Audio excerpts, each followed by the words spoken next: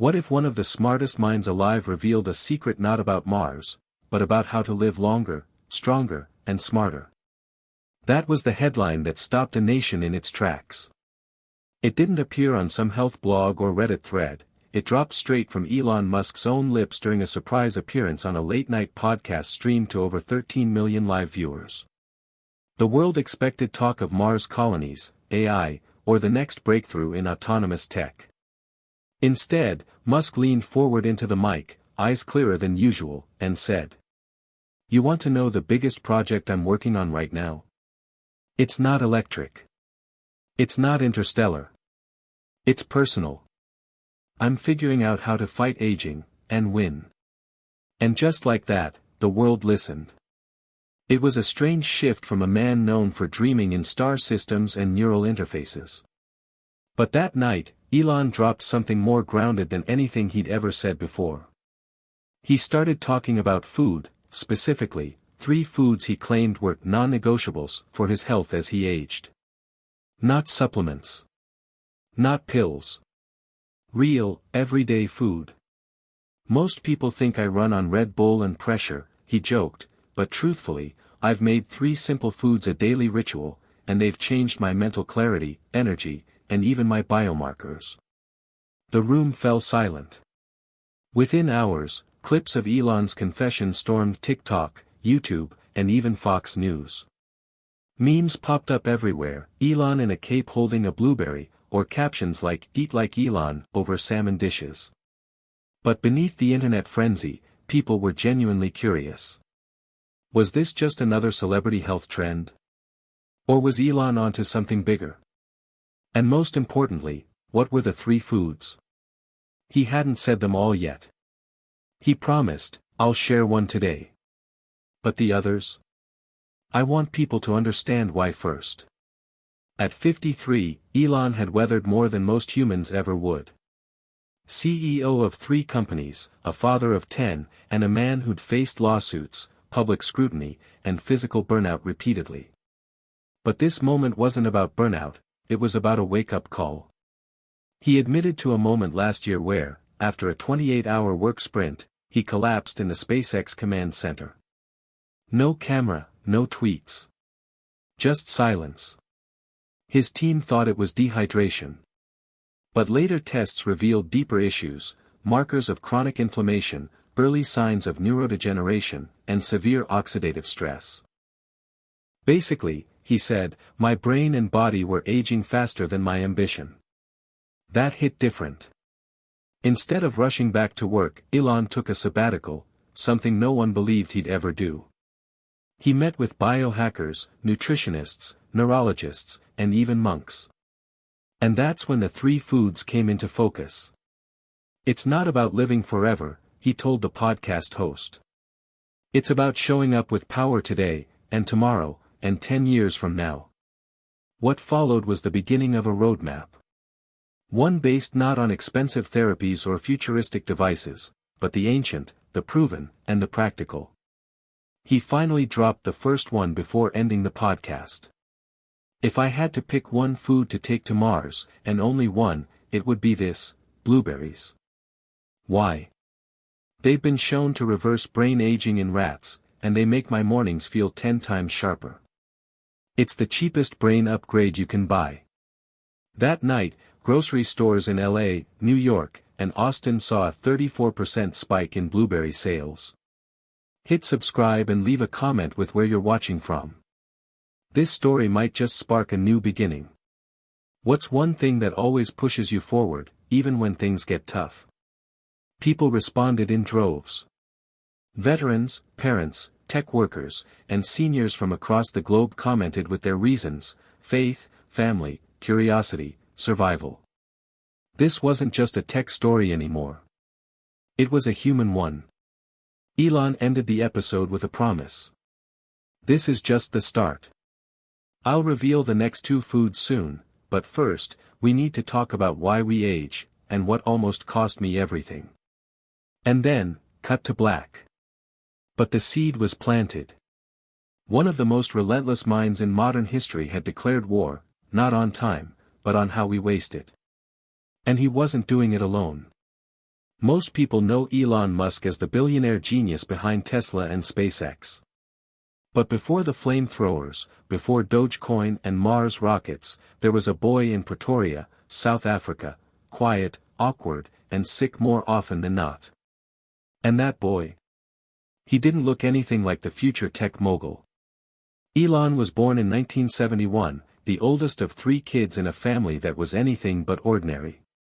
His father, Elon Musk, was a controversial figure, brilliant but severe. His mother, May, was a model with a background in nutrition and a fierce independent streak. Even as a child, Elon stood out. He read science fiction novels for hours and taught himself how to program a computer at age 10. But while his mind was sharp, his body wasn't keeping up. "I was the skinniest, weakest kid in my school," Elon once admitted in an interview. "I got beat up a lot, like, a lot. He had asthma, chronic sinus issues, and frequent infections. The school bullies didn't help either. Once, they threw him down a flight of stairs and beat him so badly he was hospitalized. He didn't fight back. He retreated, into books, computers, and ideas that were much bigger than his surroundings. Ironically, one of the few constants in his childhood was his mother's obsession with nutrition. May Musk wasn't just a model, she had a master's degree in dietetics and believed fiercely in food as medicine. In a time when most kids were eating fried meats and processed snacks, Elon's lunchbox might include things like boiled vegetables, turmeric-spiced grains, and fresh berries. "I didn't love it at the time," he joked years later, "but now I realize, she was basically biohacking before that was a word." May always emphasized anti-inflammatory foods, especially during Elon's sick spells. She'd say things like, "Your brain needs colors. Eat your colors." Blueberries, carrots, greens, they weren't just food. They were defense. Even when Elon didn't fully understand it, a seed was planted. While Elon was brilliant, he wasn't exactly popular. His relentless focus on abstract ideas made him a social outsider. Friends were few. The ones he had often shared his obsession with coding or sci-fi, but most didn't last. At home, things were tense. His parents divorced when he was 9. His relationship with his father, whom he later called a terrible human being, left emotional scars. Those wounds hardened into ambition. "When you grow up feeling small," Elon would later say, "you either get crushed by it, or you find a way to build something bigger than yourself." That's where his obsession with space began. Not as a business idea, but as an escape. He didn't just want to leave Earth. He wanted to leave behind pain, powerlessness, and the fragile body he was born into. By the time Elon moved to Canada at 17, he was already burning the candle at both ends. He studied physics and economics, slept on floors, and worked multiple part-time jobs to get by. His diet was survival-based, instant noodles, pizza, anything cheap. "It caught up with me," he admitted years later. "I hit a wall in my early 20s. I couldn't focus. I was anxious, exhausted, sick all the time. My body was crashing, but I kept pushing." Even when he co-founded PayPal, the stress nearly broke him. Elon reportedly worked 100-hour weeks and often skipped meals. His body was again the casualty of his mind's endless drive. And yet, he kept going. Looking back, it's clear Elon was trapped in a loop: create, build, burn out, repeat. He was addicted to intensity, mental, physical, emotional. But something was always sacrificed: sleep, relationships, food, his own well-being. And though he occasionally talked about diet or health in interviews, it never seemed like a priority. Until everything stopped. Until that day in the SpaceX control center. Until his body, once again, reminded him it wasn't built for endless war. Chapter 1 introduced us to a version of Elon that most people had never seen: slowed down, reflective, focused on the long game. But to understand why that shift happened, we have to remember where he started. A frail boy. A misunderstood teen.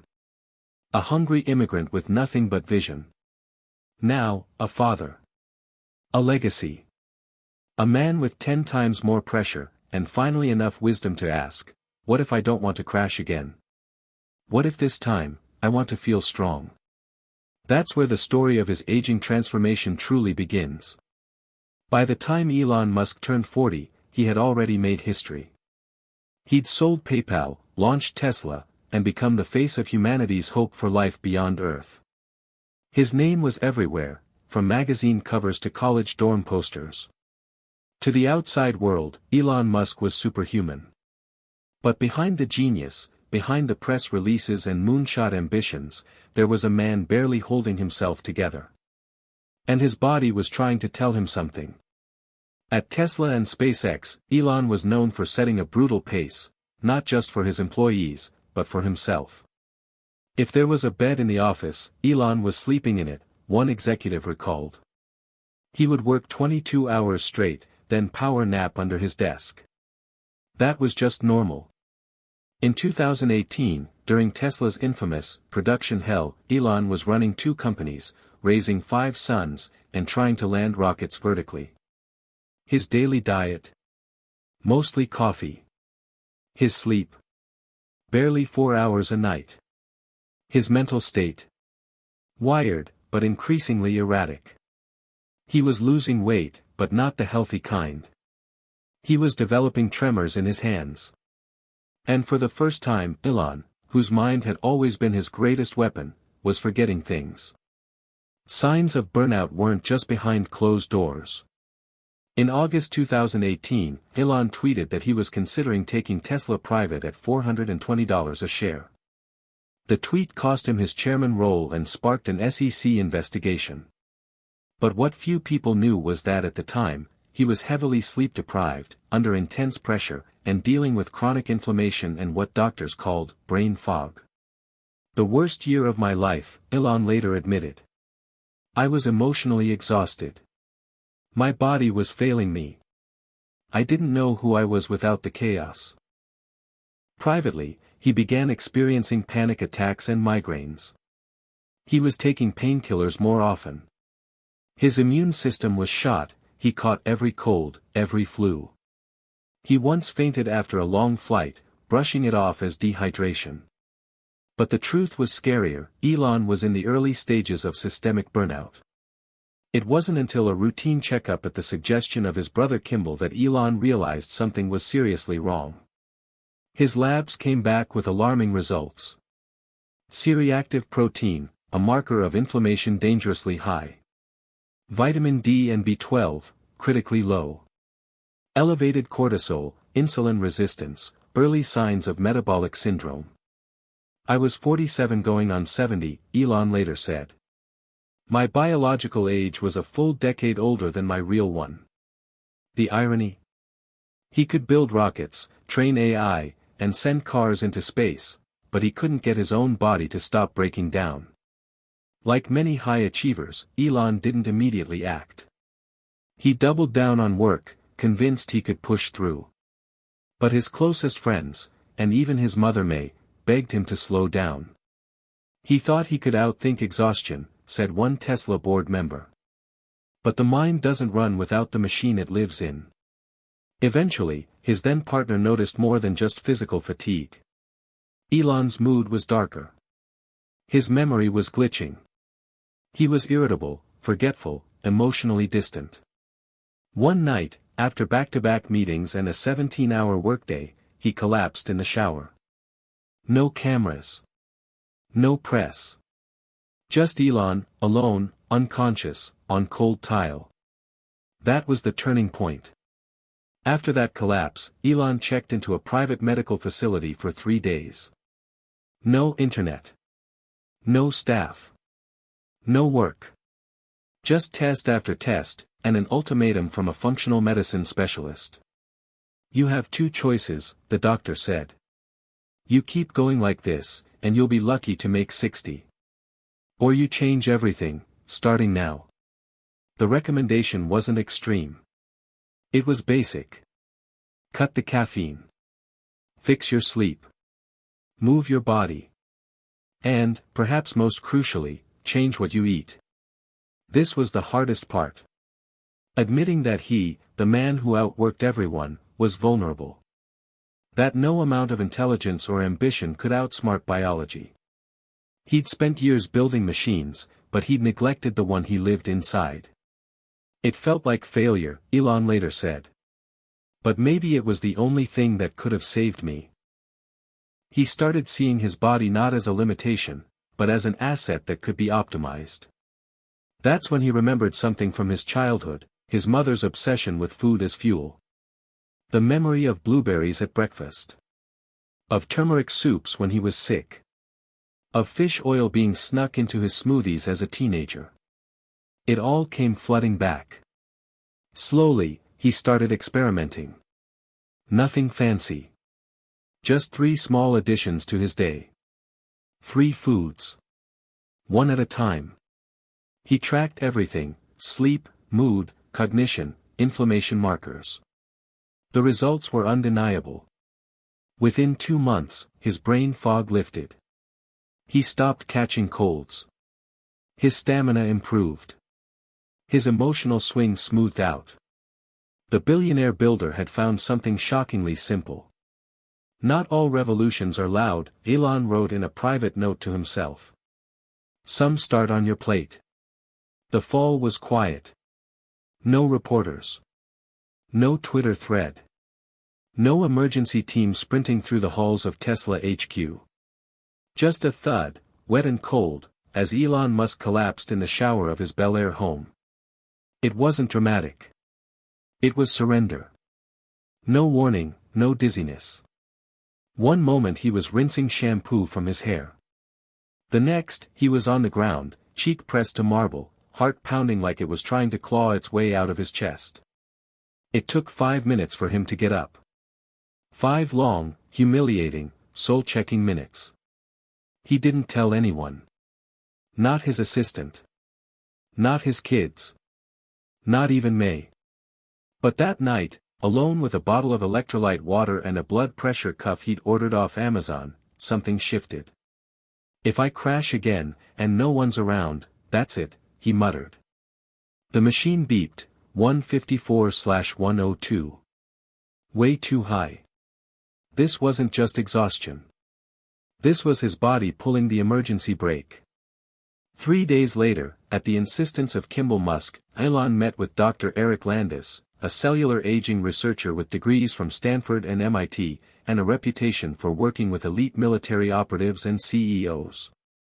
Dr. Landis didn't flatter. He didn't fawn. He looked Elon in the eye and said, "Your body's burning out at the molecular level. You've got the biology of a 62-year-old man under siege." Elon, ever the data geek, asked for proof. Landis pulled up charts. Inflammation markers off the charts. Telomere length, shortened, signs of accelerated aging. Glucose variability, wild swings. Cortisol spikes, borderline dangerous. "You're not dying," Landis said. "But you're aging like a man with no brakes." Landis presented a radical idea: don't treat symptoms. Attack the system. He laid out a plan. Anti-inflammatory diet. Microfasting. Sauna and cold therapy. And, interestingly, 3 foods backed by more than a decade of anti-aging research. 3. Elon asked, raising an eyebrow. "You're saying I can eat my way out of decay?" "Not eat your way out," Landis replied. "Eat your way through."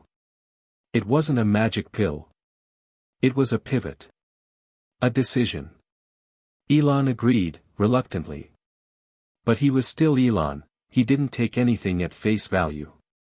He ordered lab equipment to his home. Installed continuous glucose monitors. Hired a chef trained in molecular gastronomy. Created spreadsheets to track energy, cognitive focus, HRV, and mood. Then came the first food. Blueberries. A small bowl every morning. Nothing else changed. Day 3, a noticeable uptick in focus. Day 7, fewer mood swings. Longer periods of deep work. Day 14, blood pressure started to normalize. It sounds ridiculous, Elon told Landis in a text. But I feel clearer. Landis replied with a single sentence. The brain's a sponge. Blueberries just gave it water. What struck Elon wasn't how fast the food worked, it was how long he'd ignored it. He, the master of complexity, had overlooked simplicity. But he wasn't ready to go public. Not yet. He needed more evidence. Enter food number 2, which would take him back to his roots. And back to his mother. Elon called May one night, around 2 a.m. Remember that yellow soup you used to make when I was sick? She laughed. The turmeric broth? With garlic and ginger? Yeah. That one. He paused. I think I need the recipe. The next morning, a handwritten note arrived. She titled it. For strength. It was turmeric. Lots of it. The ancient spice known in Ayurveda and traditional Chinese medicine as the golden healer. Elon had scoffed at it in his 20s. Now, he stirred it into his bone broth like a ritual. I didn't expect it to feel like medicine, he journaled. But it did. He began to notice something strange, less joint pain. Less brain fog. A quiet kind of energy, not a caffeine buzz, but something deeper. Steadier.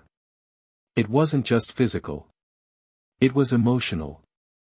One morning, standing in his kitchen drinking turmeric broth, Elon felt something he hadn't in years, peace. It wasn't that his problems were gone. The emails were still coming. The deadlines. The investor calls.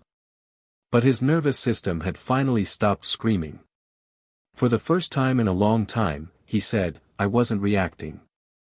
I was choosing. He called Landis. Okay. I'm in. Let's go all the way. Landis smiled. Then it's time for food number 3. Before the call ended, Landis asked Elon a question. Do you know the difference between extending life and deepening it? Elon paused. No, he said. One keeps you alive longer. The other makes being alive worth it. That line stuck with him. Over the next few weeks, Elon started planning again, not for Mars, but for himself. He turned his focus inward. Hired new wellness advisors. Designed a protocol. And he began writing a manifesto, not for public release, but for his children. The title? Eat to Outlive Me. On paper, Elon Musk had it all. Billions in the bank. Rockets touching space. A global following that treated him like a cross between Iron Man and Einstein. But for the first time in decades, the man who once dreamed of terraforming Mars was focused on the most alien terrain of all, his own body. And that body? It was failing. Not in the dramatic, deathbed sense. But in the quiet, corrosive way that aging creeps up on even the brightest minds. Slower reflexes. Foggy thoughts. Skin that didn't heal as fast. Muscles that didn't bounce back. Elon wasn't afraid of dying. He was afraid of fading. The blueberry ritual stuck. So did the turmeric broth. Each morning began with a quiet moment, berries, broth, breath. No phone, no laptop, just stillness. It was, weirdly hard. This was a man used to chaos. Used to whiteboards, crisis meetings, and caffeine-fueled problem solving. But now he was scheduling sleep like a launch window. Blocking off time for infrared sauna sessions. Drinking water with pink Himalayan salt and lemon. Logging mood scores like he used to log rocket engine thrust. It felt ridiculous, until it didn't. Grimes was the first to call him out. You're literally microdosing ginger and tracking your dreams, she joked over dinner. Who even are you? His response. Someone who wants to remember my own name at 70. His brother Kimball was more supportive. he'd long believed in the power of food. But others? Not so much. Investors worried. Elon's lost his edge, one insider texted a colleague. He's talking about mushrooms and collagen now instead of Model Y upgrades. Even board members whispered, was he burning out again? Or worse, going soft. But Elon didn't care. Not this time. It arrived not through science, but nostalgia. Wild-caught salmon. Not just for the omega-3s. But because it reminded him of a trip to British Columbia with his sons, back when life was simpler. They'd caught a salmon off a cold river bend, grilled it on a rock, and eaten it with their bare hands. No distractions. Just fire and fish. Landis nodded when Elon brought it up. That's it. That's the third food. Not farmed. Not fried. Just clean, fatty, orange-fleshed salmon. High in DHA, a brain-preserving fat. Packed with astaxanthin, a natural antioxidant. And, like blueberries and turmeric, deeply anti-inflammatory. 3 foods, Landis said. 1 for the mind. 1 for the gut. 1 for the soul. But changing habits isn't just about adding things. Elon had to give things up. Caffeine. Alcohol. Processed sugar. Fast food. 5-hour energy shots. And the hardest one. Work without limits. He had to stop sprinting. Had to let people take over meetings. Had to sit still. And it nearly drove him insane. I realized, Elon said later, that I was addicted to cortisol. He was detoxing not just from chemicals, but from chaos. One night, while journaling, Elon wrote something raw. If I'm not always solving the biggest problem in the room, who am I? For a man who built his entire identity on defying limits, admitting he had any felt like weakness. But that night, something else occurred to him. Maybe the bigger problem now wasn't out there. Maybe it was in here. Inside his cells. Inside his nervous system. Inside the decades of neglected trauma, overstimulation, and relentless pressure. He closed the journal. This is the hardest launch I've ever done, he whispered. 6 weeks into the new regimen, the numbers started speaking. HRV, up 30%.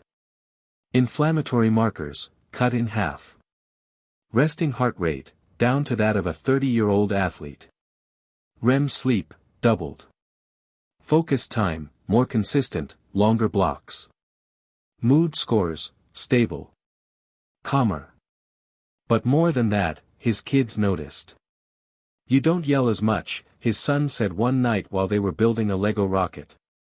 It hit him harder than any metric ever could. There was a time Elon thought aging was weakness. That rest was for the lazy. That softness was the opposite of power. Now. Strength, he wrote in an internal SpaceX memo, is knowing when to recharge. Of course, the world still didn't get it. Podcasts speculated he was being manipulated by health cults.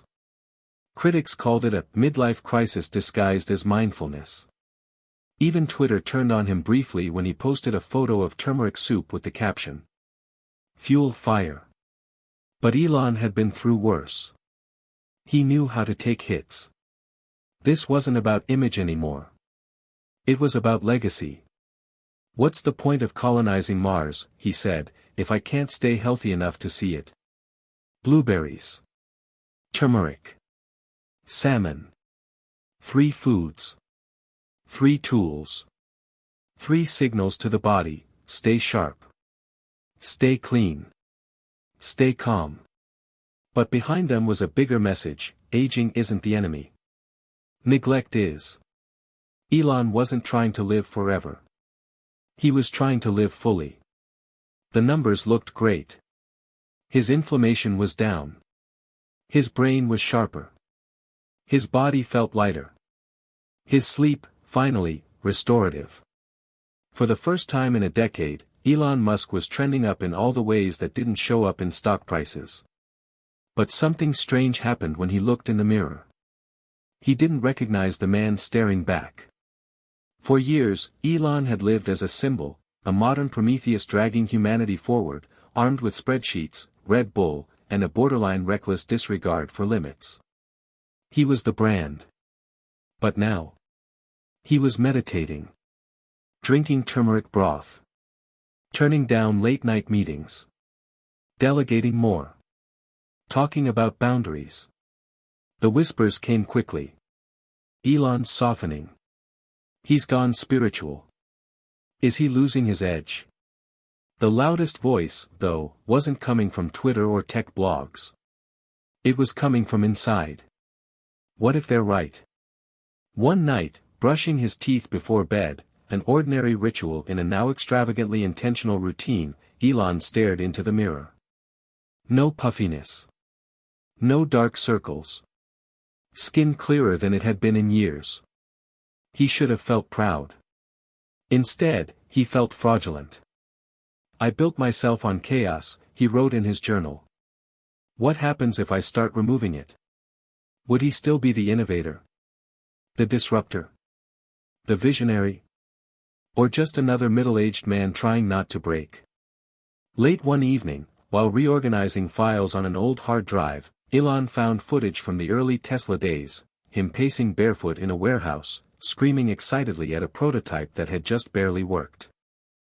He remembered that feeling. The obsession. The adrenaline. The need to win at all costs.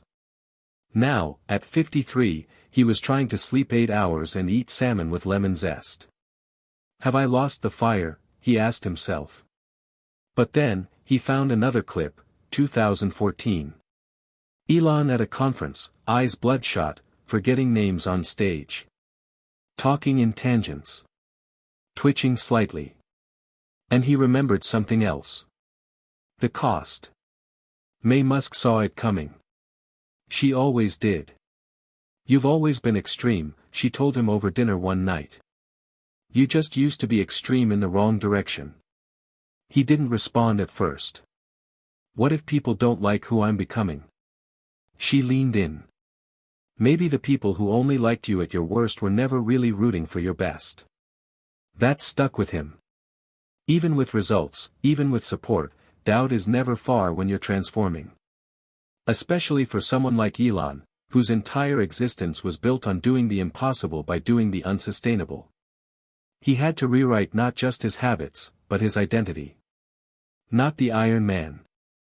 Not the Martian prophet. Just, a man. A man trying to live longer, live better, and maybe, just maybe, live without regret. An old friend came by SpaceX. Someone Elon had known since PayPal. They talked over a rare steak and old war stories. The friend rolled his eyes at Elon's turmeric tonic. Bro. You used to run on Doritos and Diet Coke. Elon smiled. Yeah. And I used to think sleep was optional. The friend laughed, but Elon didn't. That night, he wrote in his journal. Every system I built was built to crash. Including me. No more. A week later, Elon stood in front of that same mirror. He looked again. This time, he did recognize the man. Same intensity. Same eyes. Same mind. But steadier. Quieter. More dangerous in a different way. Not running on chaos. Running on clarity. Maybe this is the next version of me, he thought. Not version 2.0. Version sustainable. When his assistant asked if he wanted to return to his old schedule, early flights, back-to-back meetings, 4 hours of sleep, Elon surprised her. No. Push everything back. I've got a hike planned. Brain needs sunlight. He was still Elon. Still CEO. Still changing the world. But now. He was also proof that longevity didn't require surrendering ambition, just evolving it. Most people see a plate of food and think, breakfast, lunch, dinner. Elon Musk looked at his and saw a data stream. Macros. Micronutrients. Inflammatory indexes. Mitochondrial efficiency. He wasn't just eating anymore, he was coding his biology. Once Elon stopped viewing his anti-aging shift as wellness, and started treating it like an engineering problem, everything changed. He called a team meeting, not at Tesla, not at SpaceX, but in his home office. The invite list? A longevity-focused biochemist from Harvard. A neuroscientist from MIT.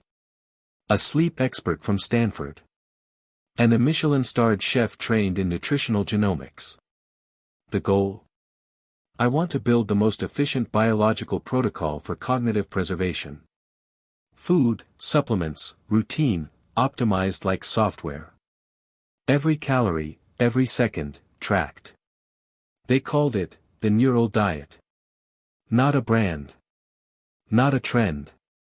Just a framework Elon could live by. Here were the core principles. Low glycemic load, no sugar crashes. Just sustained, clean energy. Anti-inflammatory base, built around blueberries, turmeric, salmon, and leafy greens. Neuroprotective fats, avocados, walnuts, MCT oil. Fasting window, 16:8 intermittent fasting to support cell cleanup, autophagy. Targeted supplements, magnesium threonate, lion's mane mushroom, omega-3s, and NMN. Every element was backed by peer-reviewed studies. If it didn't have data, it didn't get added. This isn't a diet, Elon said. It's a performance protocol. Soon, Elon's kitchen looked less like a luxury home and more like a lab. Smart scales calculated nutrient breakdown in real time. Continuous glucose monitors tracked insulin responses to every meal. Sleep was tracked by an Oura ring and synced with a custom AI dashboard he had built just for this purpose. If I can optimize a rocket engine down to the millimeter, he said, why not optimize my mitochondria? Of course, this wasn't about flavor. Elon didn't care if it tasted like cardboard, if it worked, he'd eat it. But his private chef found a way to merge both worlds. Blueberry spinach smoothies spiked with cinnamon and ginger for insulin control. Wild salmon crusted with crushed walnuts and turmeric, served over sautéed kale and garlic. Dessert? Frozen blueberries dusted with cacao and sea salt. Even Elon admitted. It's like hacking flavor. Food doesn't just fuel me now. It triggers upgrades. Still, there were doubters, even in his inner circle. One exec at Tesla joked. Is this your new battery tech? Powered by kale and mushrooms? But behind the jokes was a deeper fear. If Elon was slowing down to focus on health, would the companies lose their edge? Elon addressed it head-on in a company-wide memo. This isn't about slowing down. It's about upgrading my firmware. Every system, personal or professional, must evolve. I expect you to do the same. The neural diet wasn't just theory. It needed validation. So Elon did what he always does, he tested it on himself. Phase 1, 90 days. Every meal logged. Every hour of sleep recorded. Every moment of brain fog, or clarity, noted. Here's what changed. His fasting glucose dropped 20 points. CRP, inflammation marker, cut in half. Verbal recall improved. No more afternoon crashes. His team said he seemed calmer, sharper, more focused. And his most surprising observation? I stopped forgetting people's names. Through it all, one core belief emerged for Elon. Food isn't just fuel. It's a signal. Blueberries told his brain, protect and repair. Turmeric whispered to his cells, calm the fire. Salmon lit up neural pathways like fiber optic cables. He began to wonder. What else were we eating that sent the wrong signals? One night, after presenting Starlink updates, Elon sat alone with a bowl of turmeric salmon and an herbal tea blend he'd customized for cognition and sleep. He looked out over the LA skyline and realized. This is the future I want to help build. Not just for space. But for here. For now. For everyone. The neural diet wasn't just personal anymore. It was a blueprint. He began making plans, not just for Tesla or Mars, but for food tech. AI-powered personalized nutrition apps. Global access to brain-enhancing foods. Smart kitchens that learned your biology in real time. This wasn't just about Elon living longer. It was about everyone aging stronger. Imagine if every senior citizen could regain mental clarity with 3 simple foods, he said. That's the kind of future worth building. Elon Musk was never the type to keep discoveries to himself. Whether it was open-sourcing Tesla's patents or building reusable rockets, his instinct was always the same: solve for one, scale for billions. So when his energy returned, his mood stabilized, and his brain started clicking into hyper-focus again, it was only a matter of time before the question hit. What if everyone had access to this? He started slow. Quiet calls with bioengineers. Conversations with agritech founders. Emails to venture partners with subject lines like, "Brain food should be a human right." He wasn't just talking about longevity anymore. He was talking about health span equality. "We built a world where it's easier to get diabetes than clarity," he told one investor. Let's flip that equation. The neural diet had worked for him, but it wasn't accessible for most people. Wild salmon, organic blueberries, high-end supplements. Too expensive. Too scarce. That had to change. The name came to him during a 3 a.m. journaling session. Project Nutrinet. A network of smart, data-driven systems designed to deliver optimal nutrition, customized, localized, affordable. The goal? Make brain-enhancing foods as common as bottled water. Equip seniors with the knowledge and tools to delay decline. Use AI to personalize meal plans based on real-time biomarkers. Not a diet. A platform. Not for the rich. For everyone. They launched the pilot in Austin, Texas, near a SpaceX development site and close to communities Elon had been quietly supporting. He partnered with local farms, tech-forward clinics, senior living centers, nutrition scientists from MIT and Berkeley. The promise? We'll feed your mind, not just your body, and track how it changes your life. The participants were skeptical. Some rolled their eyes at another health trend. But they agreed to try. They were given daily blueberry smoothies, bi-weekly turmeric-rich meals, omega-3 supplements derived from algae oil, cheaper and more scalable than salmon, a wearable glucose and sleep tracker. The results stunned even Elon's own team. Within 30 days, 72% reported improved memory recall. 61% saw better sleep. 54% experienced reduced joint pain. And one participant, age 74, said, "I haven't felt this sharp since I ran my first business at 40. Elon visited the site personally one weekend. He kept a low profile, no cameras. Just listened. An older woman named Linda walked up to him, eyes glassy. "I've been scared of forgetting my grandkids' names," she said. "Now I remember their birthdays again." That's everything. For Elon, this wasn't about metrics anymore. It was mission clarity. Within weeks, Nutrinet began expanding. A pilot in Detroit, focusing on food deserts. Another in rural Arizona, partnering with native communities.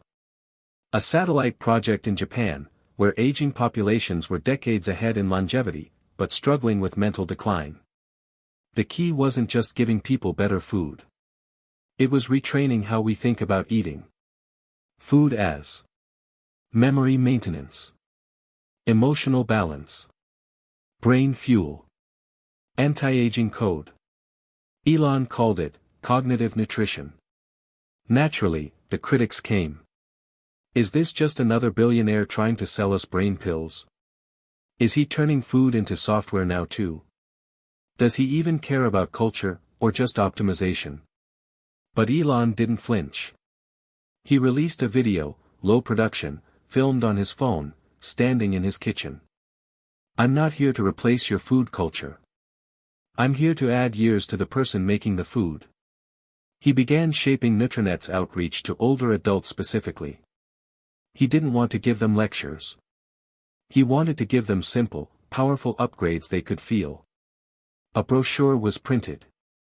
It said, 3 foods. 1 promise. Blueberries for your memory. Turmeric for your inflammation. Omega-3s for your brain. Add them. Feel the shift. It worked. Adoption grew faster than any of them had projected. The media finally caught on. From SpaceX to salmon, why Elon Musk is betting big on senior brains. The Musk protocol, could 3 foods really rewire aging? Neural diet or neural deal? But for Elon, the biggest win wasn't headlines. It was feedback like this, handwritten from a 78-year-old in Wisconsin. I couldn't finish a crossword last year. Now I beat my daughter at Wordle. As Project Nutrinet gained traction, Elon started thinking bigger, again. What if Mars colonies could grow their own brain-healthy food? What if Starlink could deliver personalized diet recommendations to anyone with a smartphone? What if aging strong became the default, not the exception? We can code our way to Mars, he said in a live stream. But we better be alive, aware, and sharp enough to appreciate it when we get there. He should have seen it coming. After months of strict protocols, flawless data charts, and worldwide momentum, Elon Musk, arguably the most optimized man on the planet, found himself in an ER room, heart rate monitor beeping, a cold sweat on his forehead. The diagnosis wasn't fatal. But it was clear. You're doing too much, the doctor said. Even the healthiest engine overheats if it's always redlining. It started subtle. A missed REM cycle here. A stubborn headache there. A tightness in his chest during meditation that wouldn't go away. Then one day, while speaking on a longevity panel, Elon froze mid-sentence. Just stopped. Couldn't finish his point. Couldn't track the thought. He smiled it off, blamed it on low blood sugar, walked off stage, and collapsed backstage 5 minutes later. In the hospital, surrounded by wires and worried faces, Elon stared at the ceiling and whispered. Did I just biohack myself into a breakdown? He hadn't eaten poorly. He hadn't skipped sleep.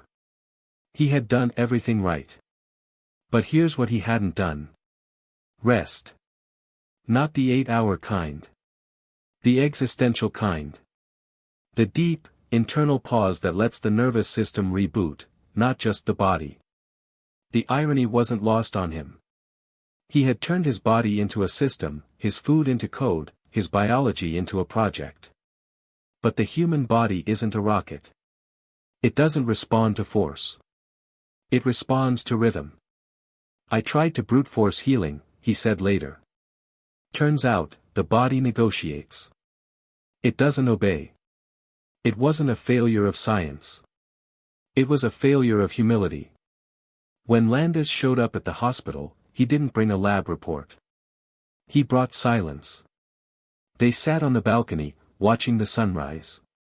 Elon sipped warm ginger tea. Landis finally spoke. You built an incredible protocol, Elon. But the final upgrade isn't what you eat. Elon looked up. What is it, then? It's how you let go. For all the berries, fish, and turmeric, something had been missing. Not magnesium. Not antioxidants. Not another supplement. Stillness. Deep, unproductive, boring, soul-nourishing stillness. The kind that doesn't move you forward, but roots you deeper. You've been trying to outthink your biology, Landis said. But aging isn't just a tech problem. It's a trust problem. You have to trust your body again. For the next month, Elon slowed everything down. No phone before noon. No email marathons. Daily walks without purpose, without podcasts, without productivity. Just breath. Nature. Reflection. He reread old sci-fi novels. Built Lego sets with his youngest son. Watched birds from his deck and didn't try to quantify their flight patterns. And for the first time in years, he felt present. When he returned to his protocol, it wasn't with obsession. It was with grace. Blueberries stayed. So did turmeric and omega-3s. But he added a fourth, food. Silence. Every day now had a 20-minute block of absolute, intentional stillness. No screens. No stimuli. Just space for his nervous system to breathe. Optimization without surrender, he wrote in his journal. That's the real power. When Elon finally returned to the public eye, people expected a comeback moment. Instead, he gave them a confession. At a conference in San Diego, in front of 5,000 attendees, he stood on stage, paused, and said, "I thought I could engineer my way out of aging. Turns out, you also have to listen your way out of it." And then he told the story, not the highlight reel. But the crash. The hospital. The fear. The human part. Surprisingly, it landed harder than any chart, any graph, any data set. The media didn't mock him. They thanked him. Musk's moment of humanity could redefine how we talk about aging. Silence as medicine, why Elon's breakdown may be his biggest contribution yet. People started writing in, not for optimization tips, but to say thank you for making stillness, okay. By the end of that year, Elon was back to walking 10,000 steps, sleeping deep, thinking sharper than ever. But he was different. Less frantic. More centered. Still visionary, but not desperate to outrun time. He understood now. Food heals the body. Stillness heals the soul. And the two were no longer separate. Elon Musk was never one to settle. He didn't just want to live longer. He wanted to live better. And after his brush with burnout and the subsequent reset, something clicked. It wasn't just about breaking down the biology of aging or hacking his own body. It was about creating a feedback loop, a system that, once started, would perpetuate itself. A system that fed on health, not just survival. What if we could design a life cycle where every year you age, you're actually getting better? Your body, your mind, your relationships, your community. That's the future I'm building now. Elon Musk. For years, aging had been viewed as something to fight against. It was an inevitable decline, a relentless process that you couldn't outsmart, no matter how many supplements you took or workouts you did. Even the most advanced biotechnologies, gene editing, stem cell research, could only delay the inevitable, not stop it. But what if aging wasn't something to fight against? What if aging could be the key to improving your life? Elon's realization wasn't just about longevity. It was about optimization, and this time, the goal wasn't to beat time. It was to design a loop where each part of life builds on itself, leading to constant improvement. To Elon, the human body wasn't just a machine. It was an ecosystem. An ecosystem needs balance. Aging, in this view, was not simply an inevitable breakdown, it could be recalibrated. Every year could be a new opportunity to optimize the body, mind, and spirit, not just fight decay. So, Elon began building what he called the longevity loop. It wasn't a single diet. It wasn't a single supplement. It was a lifestyle. A dynamic, adaptive system that worked holistically. Each component fed into the next, creating a continuous cycle of health, improvement, and vitality. This loop could sustain itself, feeding its own evolution, forever. Elon's longevity loop wasn't some abstract concept, it was a living, breathing system with practical steps. He started mapping out the pillars that would form the foundation of this self-sustaining ecosystem. 1. Nutrition as fuel. The foundational layer of the loop was food. Not just food for energy, but food that regenerates and nourishes. Whole foods. Anti-inflammatory. Antioxidant-rich. These foods had the power to repair cells, balance hormones, and protect the brain. But beyond that, Elon started thinking about food as feedback. What you eat directly influences how you think, how you feel, and how you age. 2. Rest as recovery. But food alone wouldn't be enough.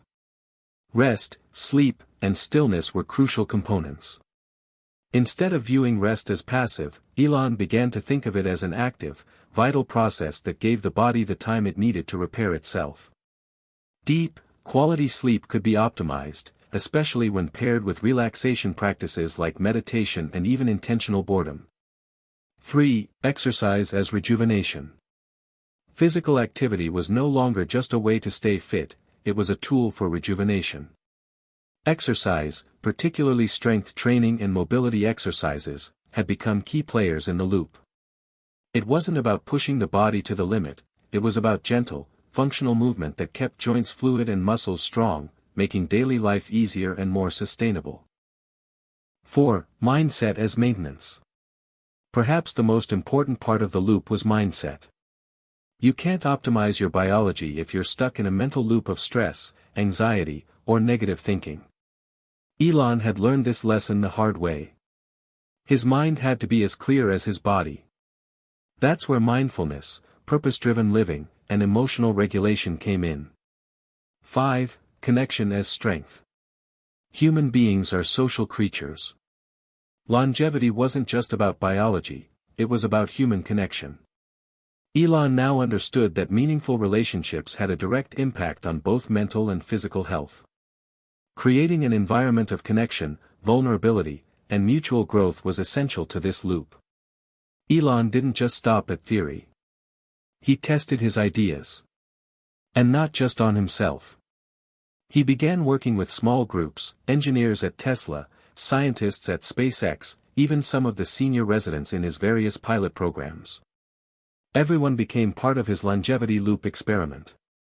He wasn't just optimizing for productivity or performance, he was optimizing for longevity as a way of life. After just 6 months of applying the longevity loop at a larger scale, Elon began seeing results. Some were immediate, like the improved energy levels of those following the protocol. Others took more time. But the long-term effects were undeniable. Employees reported fewer sick days. Mental clarity and focus were off the charts, especially among the senior residents participating in the program. Relationships within the workplace strengthened. Health markers, cholesterol, blood pressure, inflammation, improved across the board. But Elon didn't stop there. He envisioned a world where this loop could be available to everyone, not just the tech elite, not just those in high-performance industries, but ordinary people, too.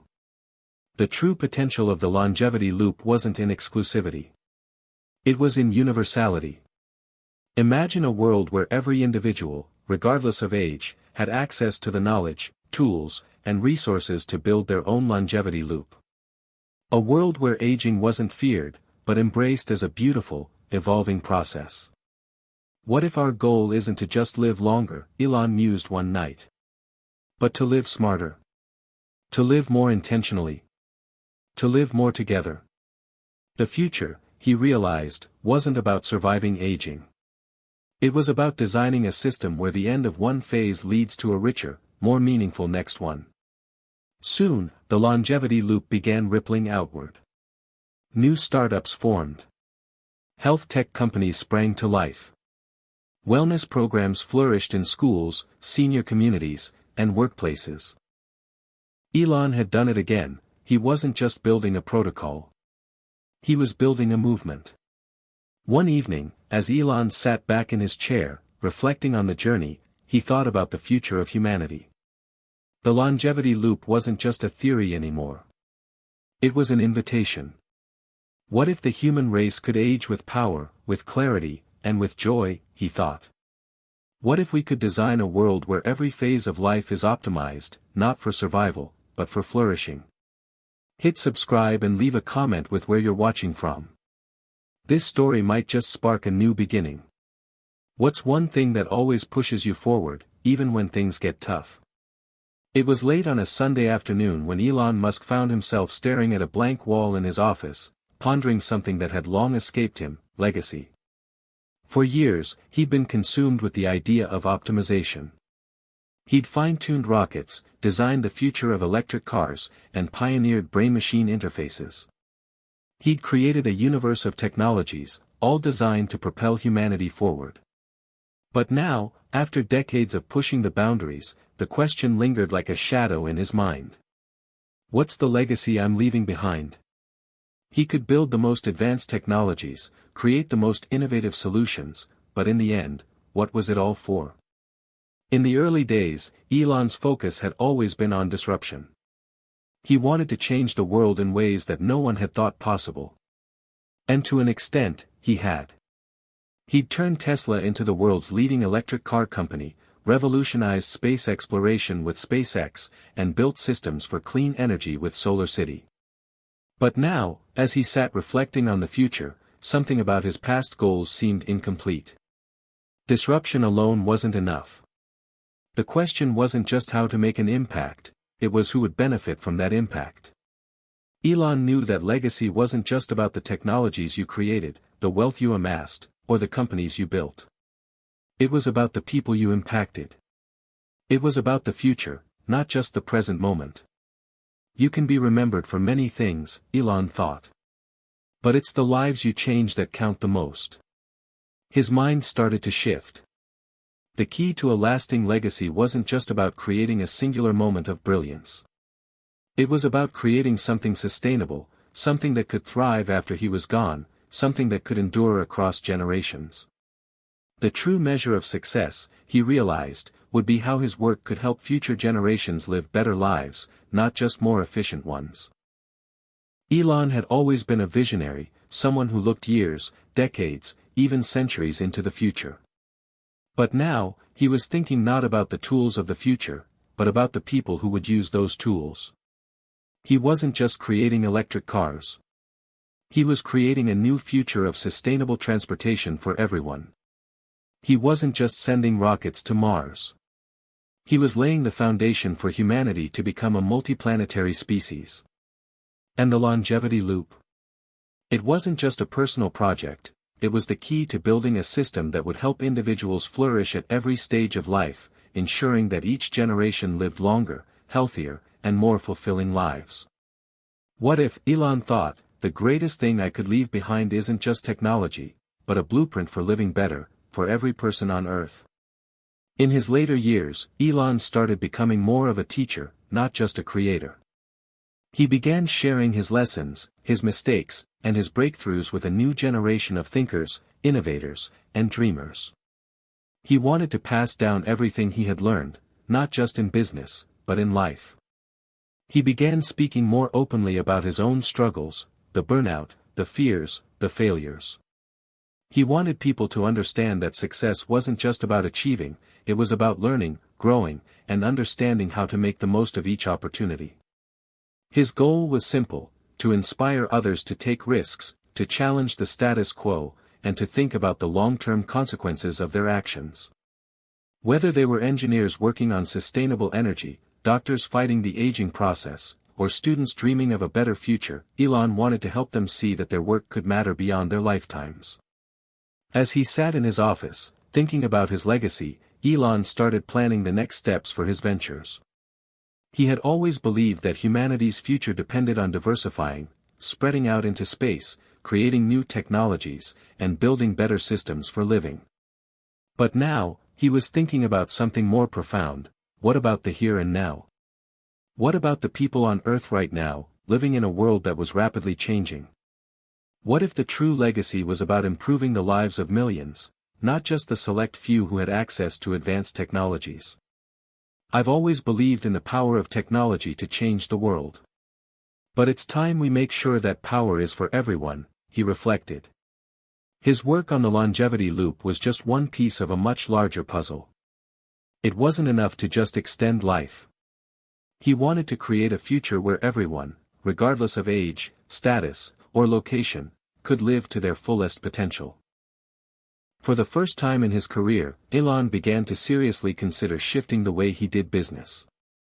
Rather than focusing solely on profits and growth, he began exploring how to build businesses that would directly benefit society, businesses that not only pushed the boundaries of technology but also addressed the pressing issues of health, education, and sustainability. He began investing more in projects that would directly impact people's lives, such as mental health initiatives, affordable healthcare, and accessible education. His ventures were still grounded in technology, but they were driven by a sense of purpose that transcended profit margins. The future is about people, not just products, Elon thought. Technology should serve humanity, not the other way around. As the years went by, Elon continued to evolve. He still worked on rockets and electric cars, but now his focus was broader. He spoke more about the human side of technology, the ways in which innovations could improve the human experience. In his speeches, he often spoke of a world where aging wasn't feared, where health was more than just the absence of disease, it was about living a life full of vitality, connection, and purpose. And he didn't just talk about it, he built it. His companies became leaders not only in their respective industries but also in social responsibility. The companies under his leadership were known not only for their groundbreaking technologies but also for their commitment to people, their employees, their customers, and the global community. Elon's true legacy, however, would not be defined by the companies he built or the technologies he created. It would be defined by the lives he touched, the minds he inspired, and the world he helped shape for generations to come. He had built a life full of vision, innovation, and purpose, but now, he knew that the greatest legacy of all would be one that lasted long after he was gone, a world where people lived better lives, healthier lives, and more meaningful lives because of the work he and others had started. By the time Elon Musk had turned his attention fully to the global implications of his work, he realized that the future of humanity didn't lie in individual projects, no matter how groundbreaking they were. It was in the interconnectivity, the network that could bring together scientists, innovators, governments, and even ordinary citizens to create a cohesive, collective effort toward health, longevity, and sustainability. The idea was simple: build a global network that could amplify the impact of his work, sharing knowledge, resources, and solutions to the world's most pressing challenges. But nothing truly impactful came easy. A plan this ambitious would require global collaboration, and that's where the real work began. Elon Musk had always been a proponent of disruption, and he knew that creating a global network meant challenging the existing structures. Governments, corporations, and entrenched systems were often too slow to adapt to the kinds of rapid changes he envisioned. Many were also resistant to change, too focused on maintaining the status quo. Elon's first challenge was how to create partnerships that could work together, without letting politics, power struggles, or greed get in the way. He realized the network had to be decentralized, inclusive, and open. He began pushing for an international initiative that would break down the silos in the healthcare, energy, and sustainability sectors. The goal was to create an infrastructure that was transparent, adaptive, and efficient, in other words, a network where collaboration was not just encouraged, but built into its very foundation. But there was a problem. Governments, especially those in less developed countries, were often skeptical of his vision. Change was seen as a threat to their existing power structures. Even if the global benefits of his network were apparent, some governments feared losing control of their own resources, while others simply didn't have the infrastructure to support such a massive shift. Elon knew that the only way to move forward was to build alliances with those who were most likely to understand the value of his vision. In the early stages, Elon didn't waste time trying to change the minds of everyone. Instead, he focused on a coalition of the willing, countries and corporations already aligned with his goals. He approached leaders in tech, healthcare, and environmental sectors, like Mark Zuckerberg, Jeff Bezos, and Richard Branson, and began forming a strategic partnership to promote sustainability and longevity. Their collective goal was to create a global platform for health and wellness innovations, where breakthroughs in longevity could be shared freely, and where nations could come together to combat climate change, public health crises, and resource shortages. Elon's vision wasn't to build a network where a single entity controlled everything. Instead, he sought to create a collective intelligence, where the power of collaboration could be harnessed on a global scale. The first breakthrough in the formation of the global network came when a group of leading countries, including the European Union, Canada, and a few select Asian nations, agreed to share data on aging and longevity research. It was a major step forward, signaling the beginning of what Elon had envisioned, a global conversation about longevity as a human right. Elon and his partners knew that data was the key. Whether it was health data, environmental data, or energy consumption patterns, they needed to create a transparent and accessible platform that allowed anyone, regardless of geographic location, to have access to the information and resources necessary to enhance their health and quality of life. But not all nations were quick to join the effort. Many smaller nations, especially those in developing regions, were wary of the resources required to participate in such a vast network. There were concerns about data privacy, intellectual property, and economic costs. Elon, who had always worked in a world of cutting-edge technologies, knew these concerns were valid but didn't allow them to slow him down. Instead of giving up, he started focusing on innovative compromises. One such strategy involved using open-source technology to share findings in a way that protected the intellectual property of the scientists and businesses involved while still allowing for wide access to solutions. By keeping the focus on shared global benefits, Elon found a way to address both the technological and economic concerns of less developed nations. He also began working on micro-projects, smaller, localized efforts that could demonstrate the immediate benefits of the global network. These included building small-scale sustainable energy solutions, setting up local wellness clinics, and implementing community-based longevity education programs. Elon's next move was to scale up. His global network wasn't just for researchers or policymakers. It had to include everyday people, the ones who would benefit from the innovations. To do that, he began working on digital platforms that made it easy for anyone to connect with experts, track their health data, and access wellness solutions.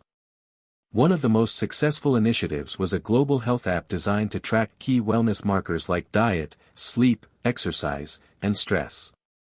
The app connected users to local healthcare professionals, provided access to a global community of health-conscious individuals, and integrated with wearable technologies that could monitor everything from heart rate to blood glucose levels. This wasn't just a fitness app, it was a tool for longevity. It allowed users to take control of their own health while contributing to a growing global database that could be used to improve health outcomes worldwide. Despite the success of these efforts, one significant roadblock remained. Many large corporations had vested interests in maintaining the current state of the global economy. The pharmaceutical industry, in particular, was heavily invested in treating disease rather than preventing it. Similarly, energy companies that relied on non-renewable resources saw Elon's sustainable initiatives as a threat to their bottom lines. Elon knew that to create a truly global network for longevity, he would have to disrupt these industries as well. This was no easy task. For years, industries like Big Pharma had been profiting off the treatment of diseases like diabetes, heart disease, and cancer. The idea of a world where disease prevention and longevity were prioritized was a direct challenge to their profit models. Elon responded in the only way he knew how: innovation. He pushed forward with disruptive technologies that made traditional industries obsolete.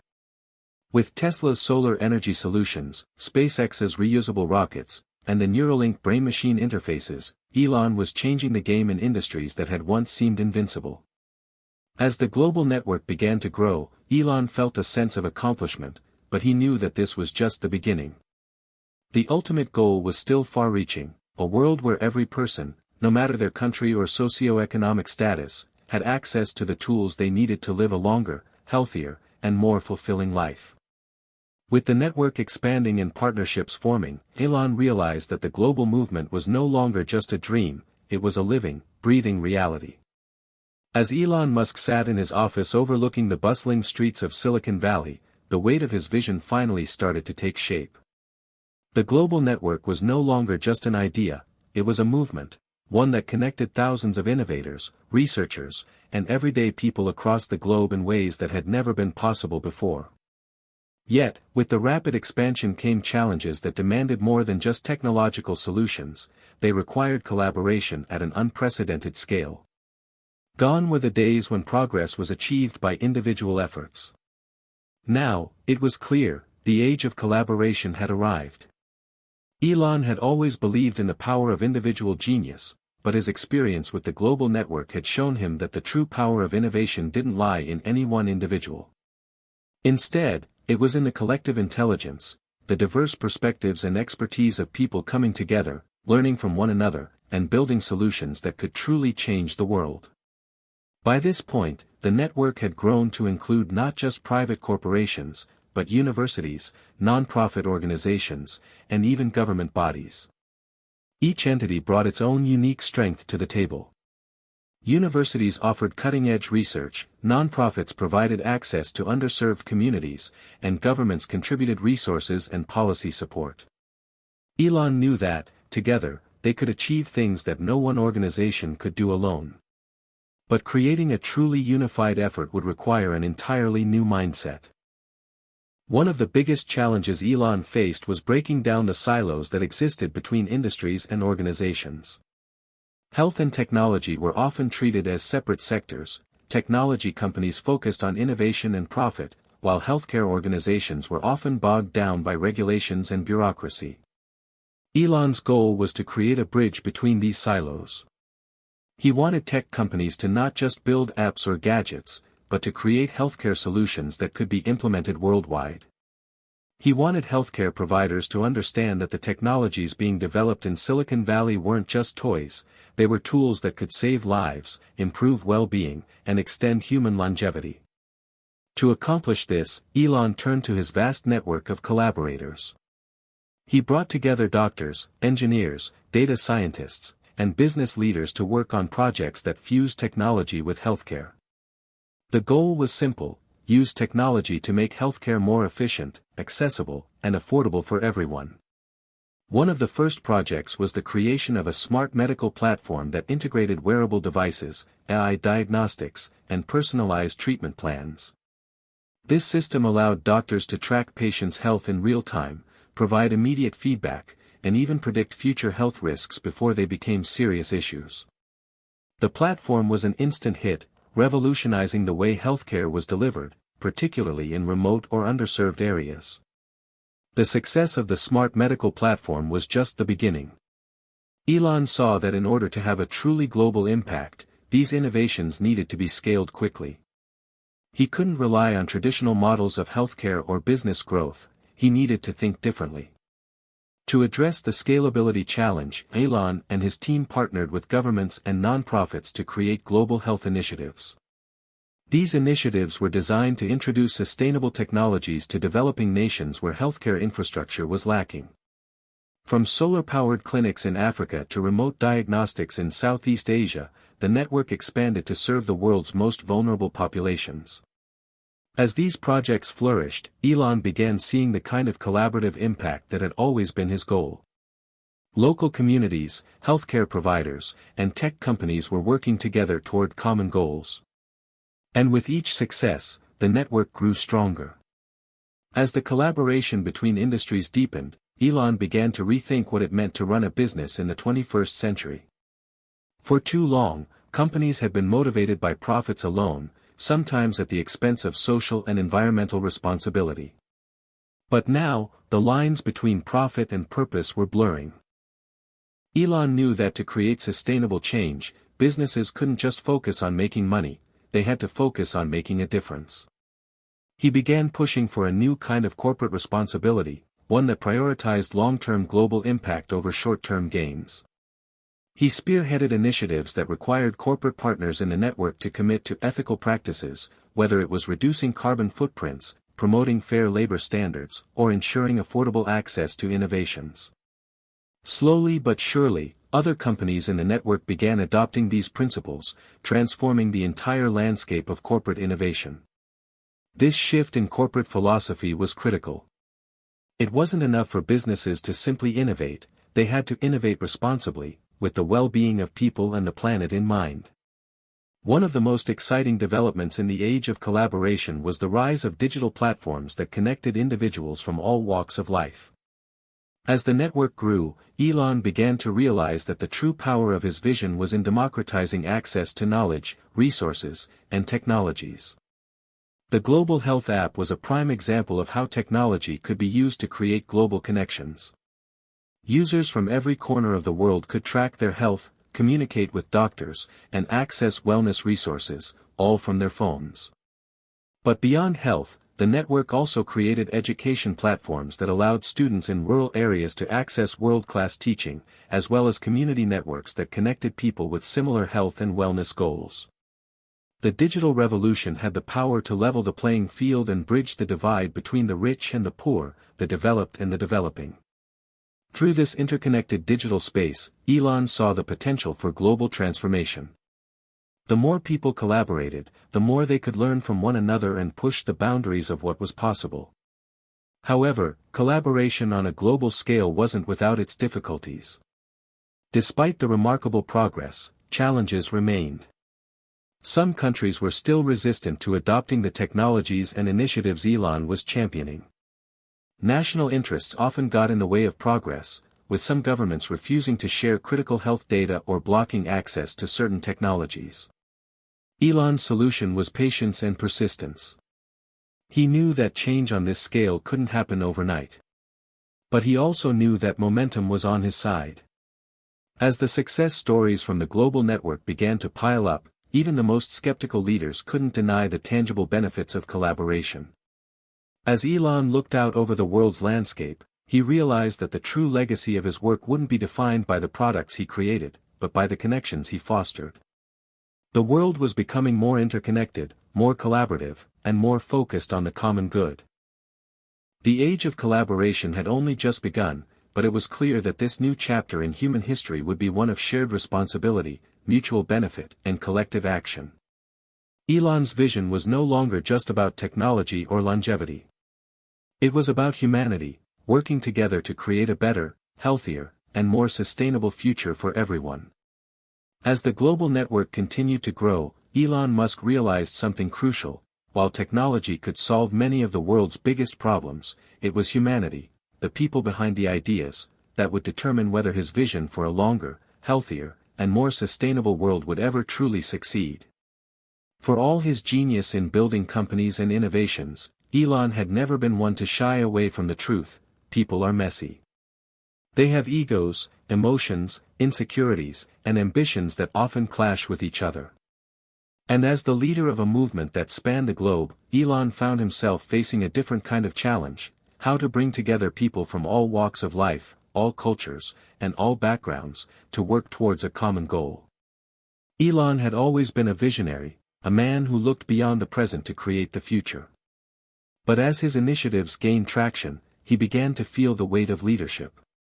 Being the face of a global movement meant more than just making bold decisions or taking risks, it meant carrying the responsibility of hundreds of thousands of lives and their futures. He had always been intense, but now that intensity was beginning to weigh on him. The pressure to maintain the momentum of the global network, to solve problems, to keep inspiring others, was exhausting. Elon knew that true leadership wasn't about dictating the future, it was about guiding people through uncertainty, empowering them to take ownership of the journey. He couldn't do it alone. He needed a team, real leaders who understood the value of collaboration, people who could step up when needed and take ownership of their work without needing constant direction. This wasn't about control, it was about trust. Building trust was no easy task. The global network was vast, and even though its members shared a common vision, they didn't always see eye to eye. There were disagreements on how best to use data, how to share resources, and, most importantly, how to ensure that everyone's interests were represented fairly. To address this, Elon began to focus more on building relationships. He started holding regular meetings with key partners, spending time listening to their concerns and ideas, and showing them that he valued their contributions. These weren't just business meetings, they were personal connections. he encouraged his team to do the same.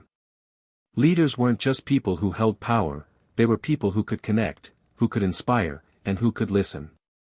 Elon's growing belief in the importance of empathy in leadership began to reshape the way he interacted with others, both in his companies and within the network.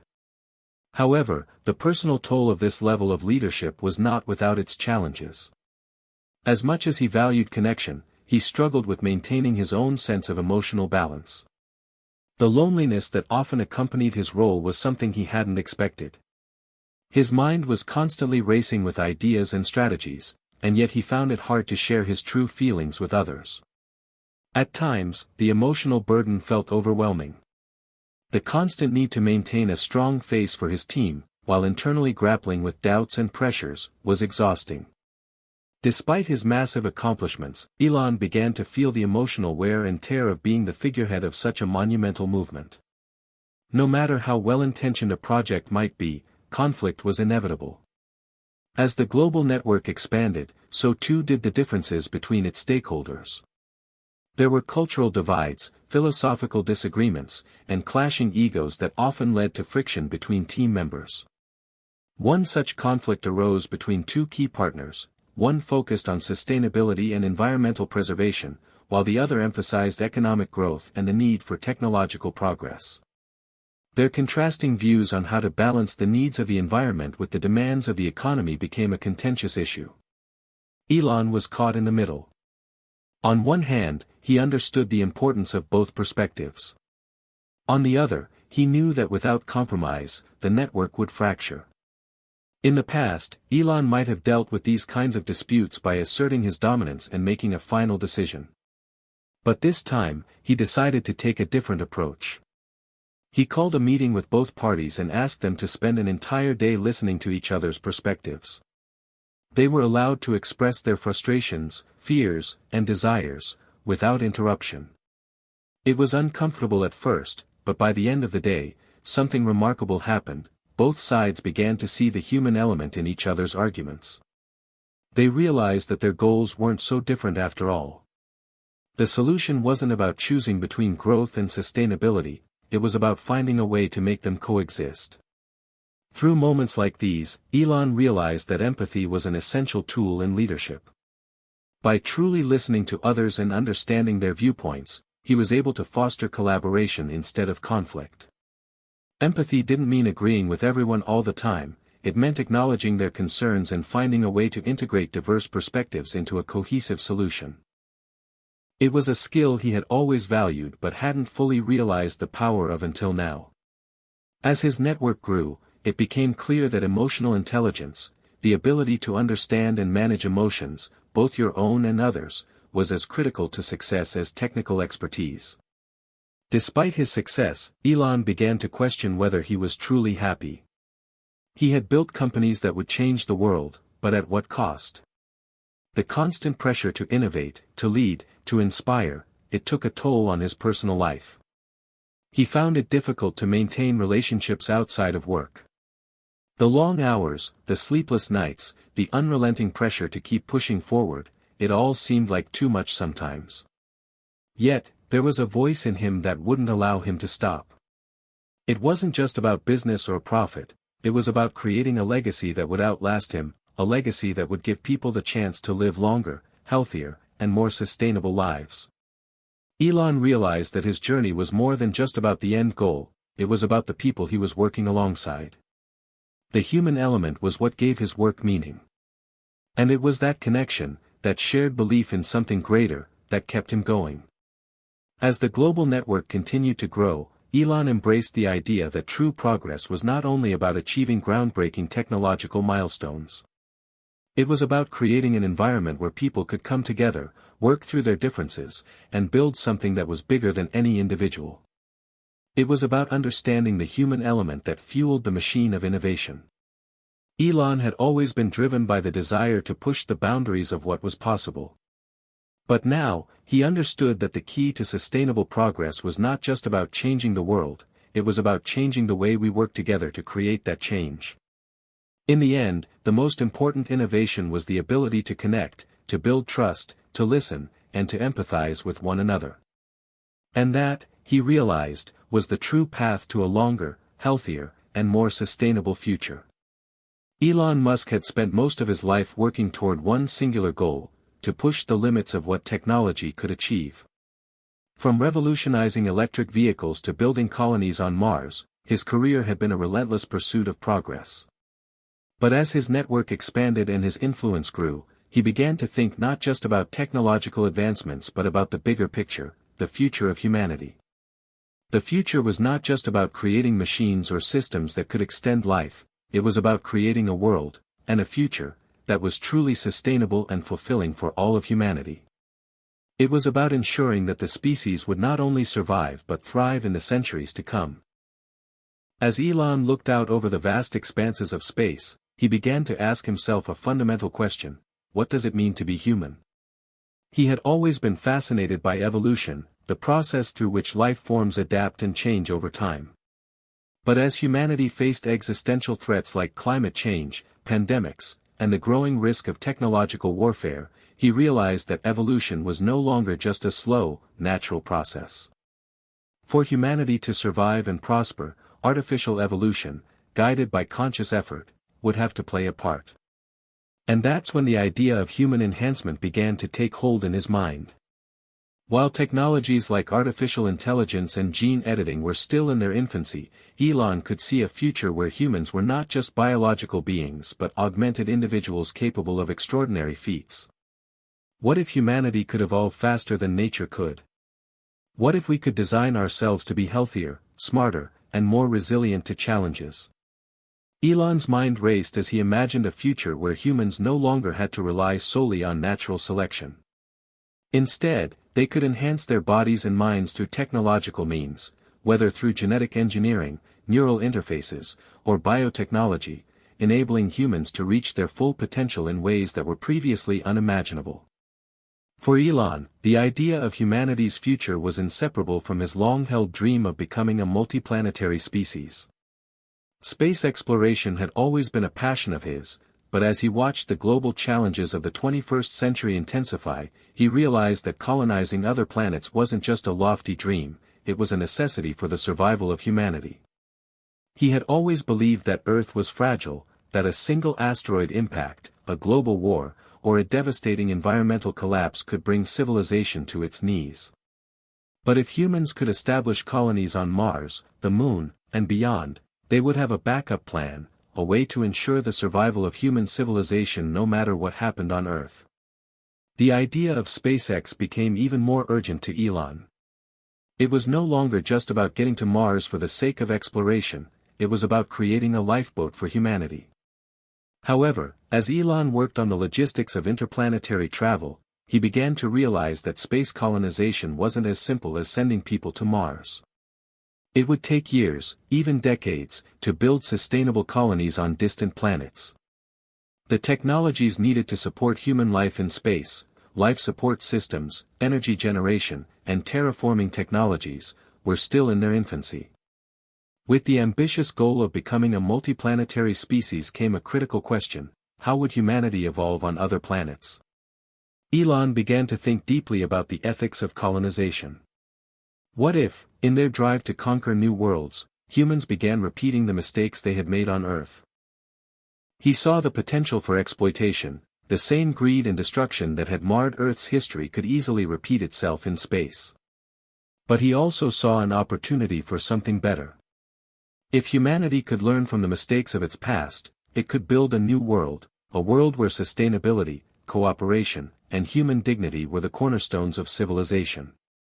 To ensure that the next chapter of humanity's story would not be marred by the same issues that had plagued Earth, Elon began to push for the development of ethical space exploration policies. He advocated for the creation of interplanetary treaties that would govern the responsible colonization of planets, ensuring that humans would not exploit or harm their new environments. But beyond the ethics of space exploration, Elon understood that the key to humanity's future would be a deeper, more harmonious relationship with the universe around them. This would require not just technological advancements but a profound shift in human consciousness. While space exploration and human enhancement were fascinating, Elon knew that the true future of humanity would also depend on how society evolved in response to technological progress. The rise of artificial intelligence, automation, and robotics was already starting to change the way people lived and worked. As machines took over more and more tasks that were once performed by humans, many feared that widespread unemployment and social unrest would follow. Elon saw this as an opportunity to rethink how work was structured. He envisioned a future where humans were freed from mundane labor, able to focus on creative pursuits, innovation, and personal development. This new society wouldn't be one where humans competed against machines, it would be one where humans and machines worked together. People would no longer be bound to jobs they hated simply to survive. Instead, they would have the freedom to pursue their passions, solve complex problems, and build a better future for everyone. However, this future was not without its challenges. The world would need to adapt quickly to this new way of life. There would need to be new systems for distributing wealth and ensuring that people had access to the resources they needed to thrive. Elon began to push for universal basic income, education reform, and other initiatives that would provide people with the tools they needed to succeed in this new economy. One of the key components of this new society would be education. If humanity was going to evolve in a way that was truly sustainable and prosperous, it needed to educate future generations in a manner that was holistic and forward-thinking.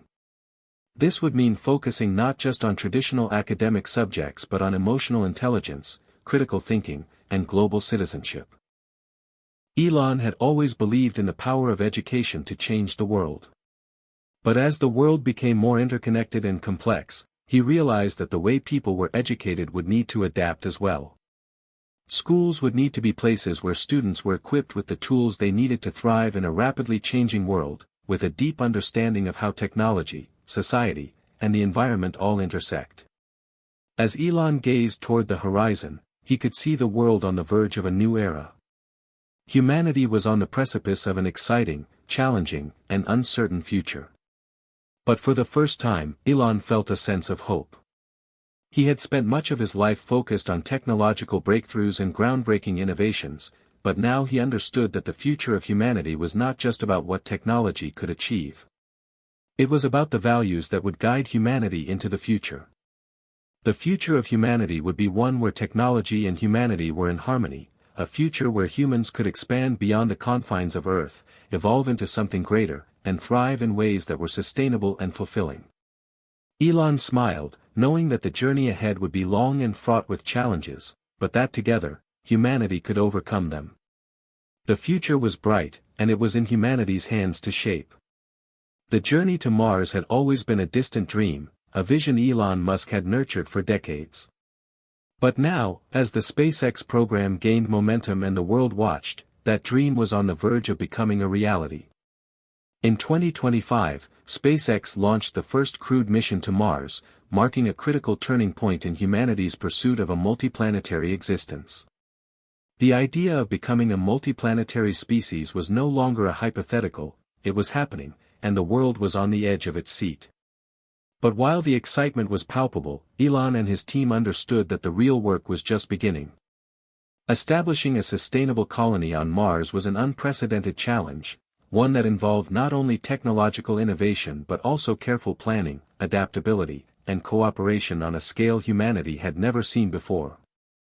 Elon stood on the observation deck at SpaceX's headquarters, watching as the first Mars-bound Starship made its final preparations for launch. Inside the ship, a crew of scientists, engineers, and astronauts were preparing for the journey that would take them to Mars and mark the beginning of humanity's new chapter in space. It wasn't just the technological marvel of the spacecraft that fascinated Elon. It was the fact that they were doing something no one had ever done before.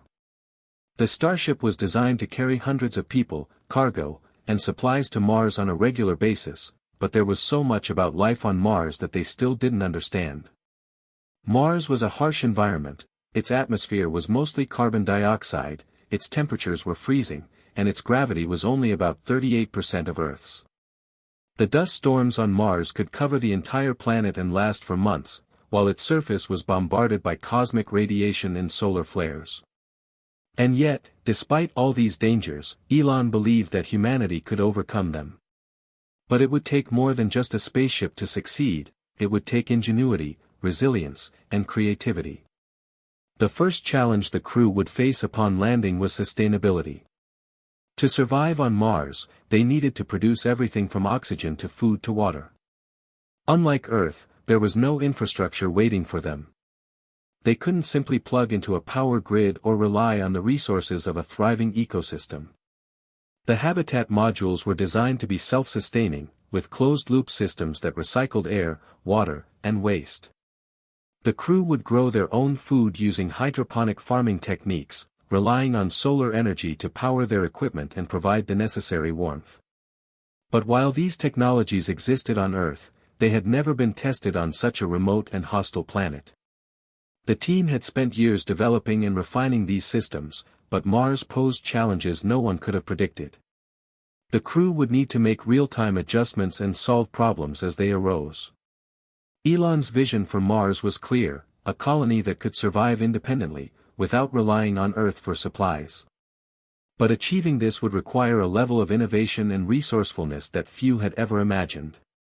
While the technological and logistical challenges were formidable, Elon also understood that the psychological toll of living on Mars would be just as critical. The crew would be living in isolation for long stretches of time, cut off from their families and the world they knew. There would be no easy way to get back home if something went wrong. The harsh environment, coupled with the psychological stress of the journey, could take a significant toll on the mental health of the crew. Elon had thought long and hard about the human element of the Mars mission. He knew that the psychological well-being of the crew would be just as important as their physical survival. Space travel had its own unique challenges: space sickness, disorientation, and the crushing realization that you were hundreds of millions of miles away from Earth. To address these issues, SpaceX worked closely with psychologists and neuroscientists to ensure that the crew would receive adequate mental health support. Regular communication with Earth, virtual reality systems to simulate Earth environments, and mindfulness practices were integrated into the mission design. Elon even considered the possibility of families joining the early Mars colonists, so they wouldn't face isolation alone. As Elon thought about the crew's journey, he realized that Mars would not just be a place to explore, it would be a place where human resilience and unity would be tested.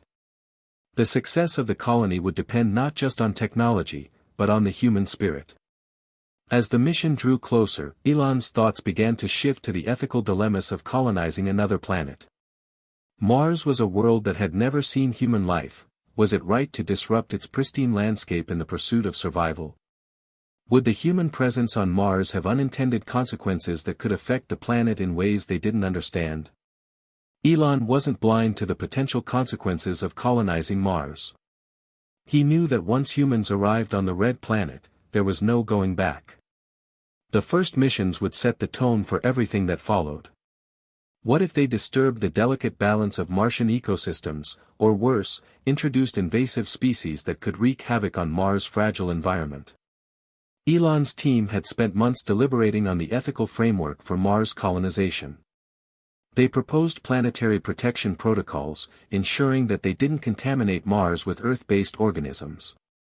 The team also committed to preserving the natural beauty of Mars by limiting human interference to only what was necessary for survival. But beyond the environmental concerns, Elon also had to consider the ethical implications of governance. Who would make decisions on Mars? Who would own the land and resources? Would the colonists be subject to Earth-based laws, or would Mars require its own set of governing principles? To ensure fairness and transparency, Elon advocated for an interplanetary council, a body made up of representatives from Earth and Mars that would oversee all decisions related to colonization. This would ensure that Mars' future wasn't dictated solely by corporate interests, but by a global consensus focused on sustainability and equity. As the starship roared to life and began its journey toward Mars, Elon felt a deep sense of pride and anticipation. The challenges ahead were monumental, but the possibilities were endless. Mars was not just a new frontier for space exploration, it was the next chapter in humanity's story. It was a chance for people to start anew, to build a society based on sustainability, cooperation, and innovation. The road to Mars was long, and the journey was just beginning. But in that moment, Elon believed that humanity was on the precipice of something extraordinary, a future where we didn't just survive, but thrived, across planets. As he watched the starship disappear into the vast expanse of space, Elon was filled with a quiet confidence. The colonization of Mars would take time, but with perseverance, ingenuity, and a commitment to humanity's betterment, anything was possible. The starship had landed, its engines rumbling softly as it touched down on the dusty, desolate surface of Mars. The first human footsteps on the red planet had been made, and the new era of interplanetary exploration had begun. For Elon Musk, this moment was the culmination of years of ambition, sacrifice, and relentless work, but for the crew who had arrived, this was only the beginning. Inside the Mars habitat, the team of astronauts, 6 men and women, experts in everything from biology to engineering, stood in a room that was simultaneously familiar and alien. The walls were lined with life support systems, the air was thick with the smell of recycled oxygen, and outside, Mars loomed with its harsh, unyielding landscape. There was no turning back. The crew members knew they had crossed the point of no return. The starship that had brought them here was not returning to Earth anytime soon. This was their new home, and everything they did in the coming months and years would determine whether humanity could establish a permanent presence on Mars. The first few days on Mars were filled with excitement, but also tension. There was no denying that Mars was a hostile world. The temperatures were freezing, the gravity was weaker than Earth's, and the thin atmosphere offered little protection from radiation. Yet the crew was determined to make it work.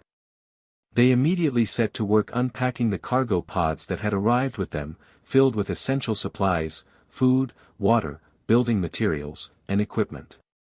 One of the first tasks was to assemble the solar power grids that would provide energy for the habitat. Without reliable energy, the entire operation could collapse. It was a delicate balance of making sure everything functioned as expected while dealing with technical malfunctions that were inevitable in such an environment.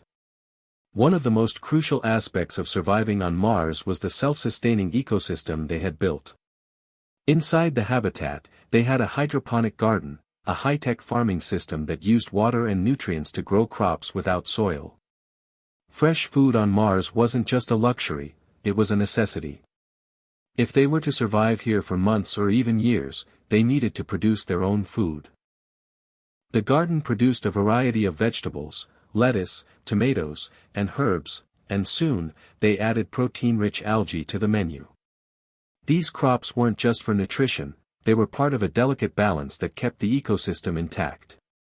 The oxygen from the plants kept the air breathable, and the water used for growing was purified and recycled. It wasn't perfect, but it was enough to keep them alive. The water filtration system was another critical piece of technology. Mars was a dry world with little water, so the crew had to be resourceful. They had brought ice harvesting equipment, which allowed them to extract water from the Martian ice caps. This water was then filtered, purified, and used for everything from drinking to farming. Yet, despite these innovations, the team couldn't afford to relax. The water supply, the food, and the air could all become contaminated if something went wrong.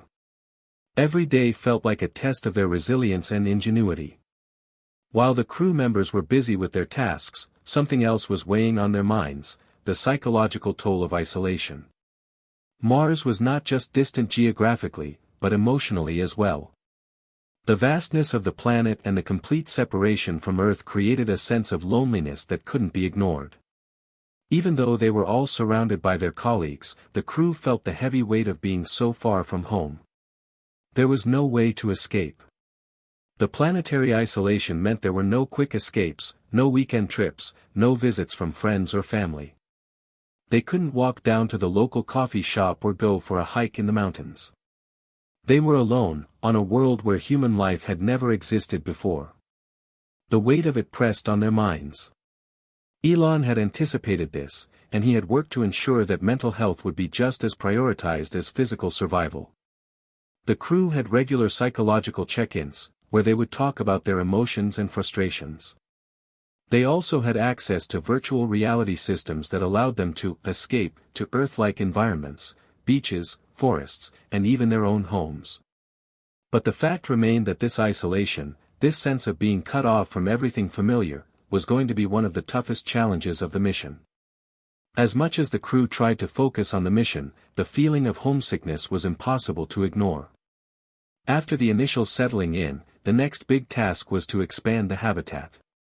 The initial landing site was only designed for a small crew, and soon enough, they would need more space, more areas for sleeping quarters, laboratories, and storage for their growing supplies.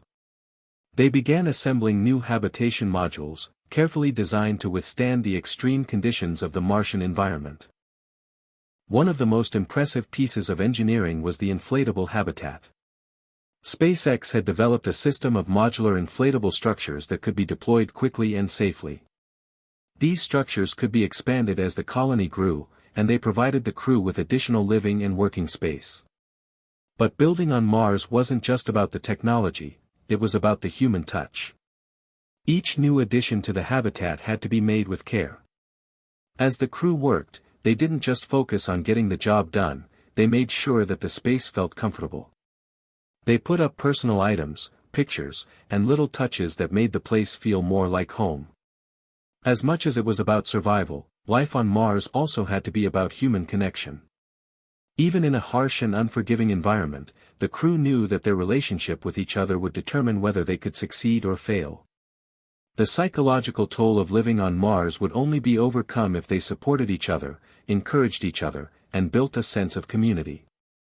As days turned into weeks, and weeks into months, the team grew accustomed to their Martian routine. They woke up each day, performed their tasks, checked the life support systems, and ensured that everything was working as expected. They made incremental progress, slowly but steadily, in building the first permanent human colony on Mars. For Elon, the stakes had never been higher.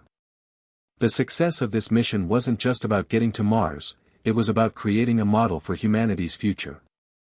If the colony could survive on Mars, it would prove that humans could thrive anywhere, that no challenge was too great and no environment too hostile. But Elon also knew that this was just the beginning. Mars was still a dangerous and unforgiving world. The colony was fragile, and the crew was still learning how to survive. There would be setbacks, failures, and moments of doubt.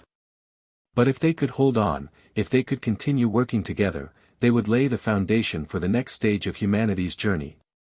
The first human settlement on Mars was a triumph, but Elon knew the journey was far from over.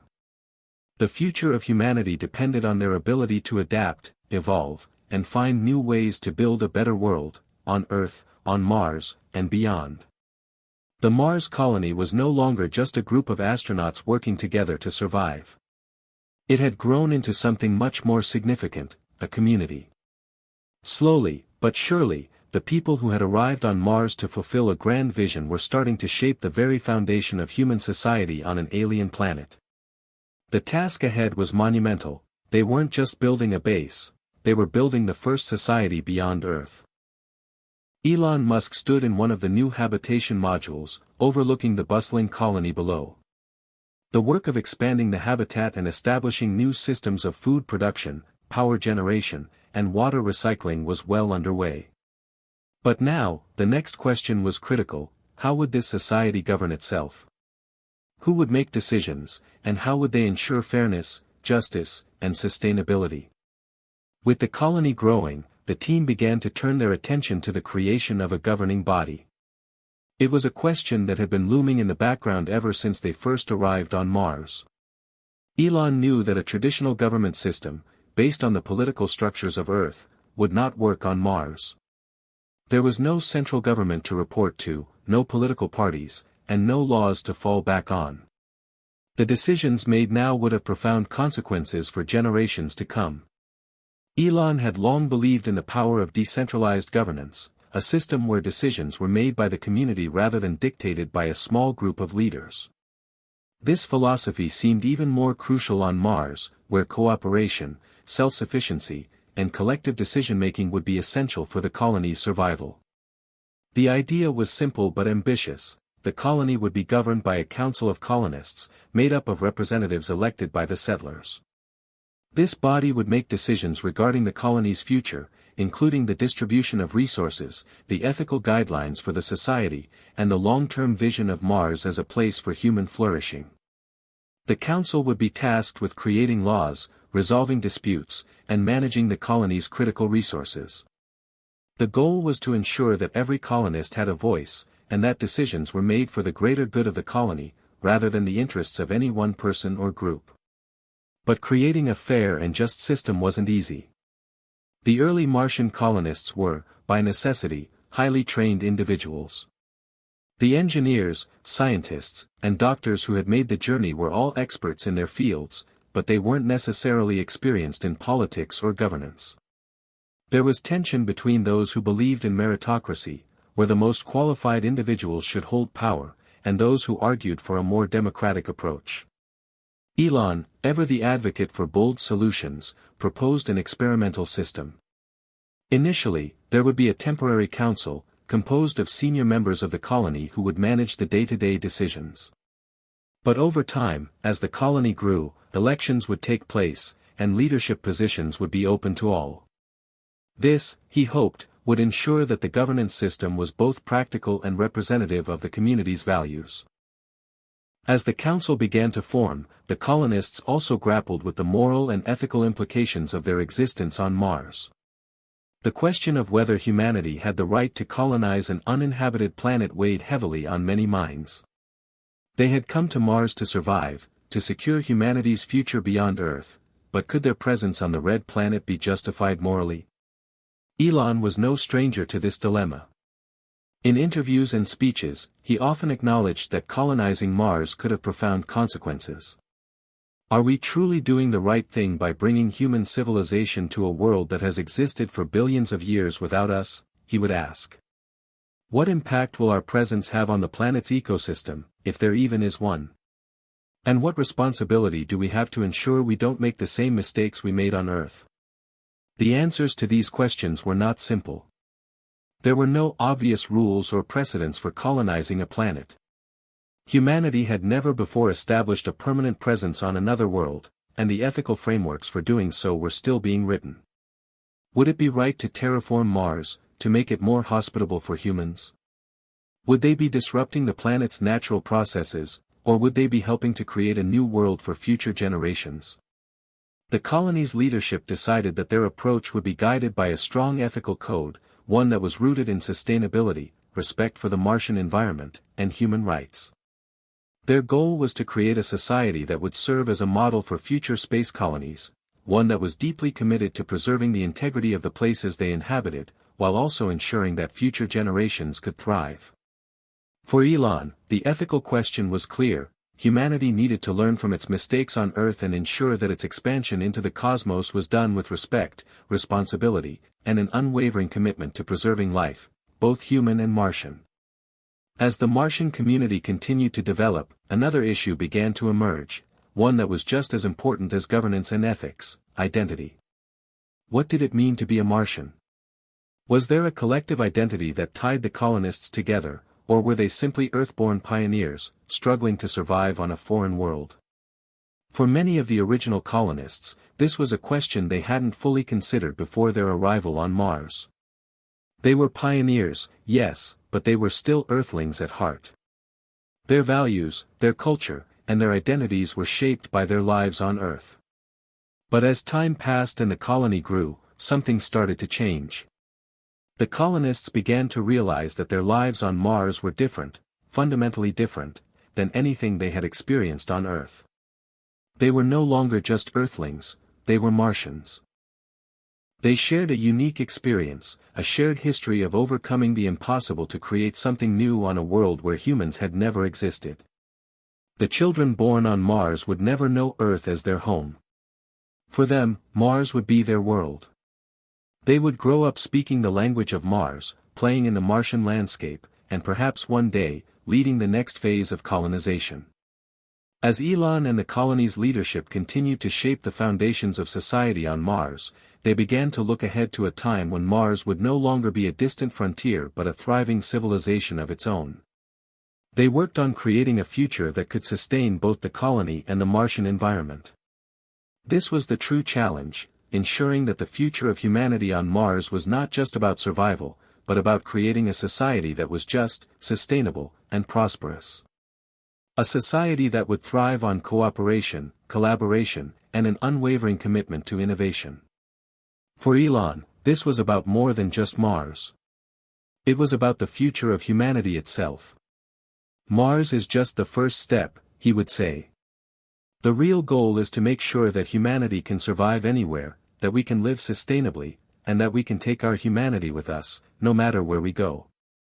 The Mars colony had taken its first steps, small but steady, toward becoming a thriving settlement. But the journey from a handful of pioneers to a fully established civilization was far from over. The arrival of the next wave of settlers marked a pivotal moment in the mission. Mars was no longer an experiment, it was the future. Elon Musk stood at the command center of the growing colony, watching as a new starship prepared to land, carrying a fresh batch of settlers and equipment. In many ways, this was the most critical phase of the mission. They had survived the initial challenges of establishing a foothold on Mars, but now they had to ensure that the colony could sustain itself, grow, and eventually thrive without Earth's assistance. The arrival of the new settlers brought with it both excitement and pressure. There was an overwhelming sense of possibility, but also the undeniable reality of scarcity. Resources, space, and infrastructure were still limited. The new settlers weren't just a welcome addition to the colony, they were part of the next stage in Mars development. They brought with them expertise, innovation, and the manpower necessary to expand the infrastructure. Elon and his team had spent years planning for this expansion. The habitation modules they had initially constructed were designed with scalability in mind. As more settlers arrived, the colony would need more space, more power, more food, more of everything. The solar panels, water recycling systems, and greenhouses would all have to be expanded. The goal was to create a self-sustaining economy that could function without the need for constant supplies from Earth. The colony's growth also meant that the Martian economy was beginning to take shape. The settlers now had access to resources that would allow them to trade and produce goods for their own use, as well as to export back to Earth. The mining of Martian resources, including valuable materials like water ice, minerals, and rare metals, began to play a crucial role in sustaining the colony's future. The expansion of the colony required a complete overhaul of the infrastructure. New habitation modules were deployed to accommodate the growing population, and the living spaces were made larger and more comfortable, with areas for recreation, relaxation, and even education.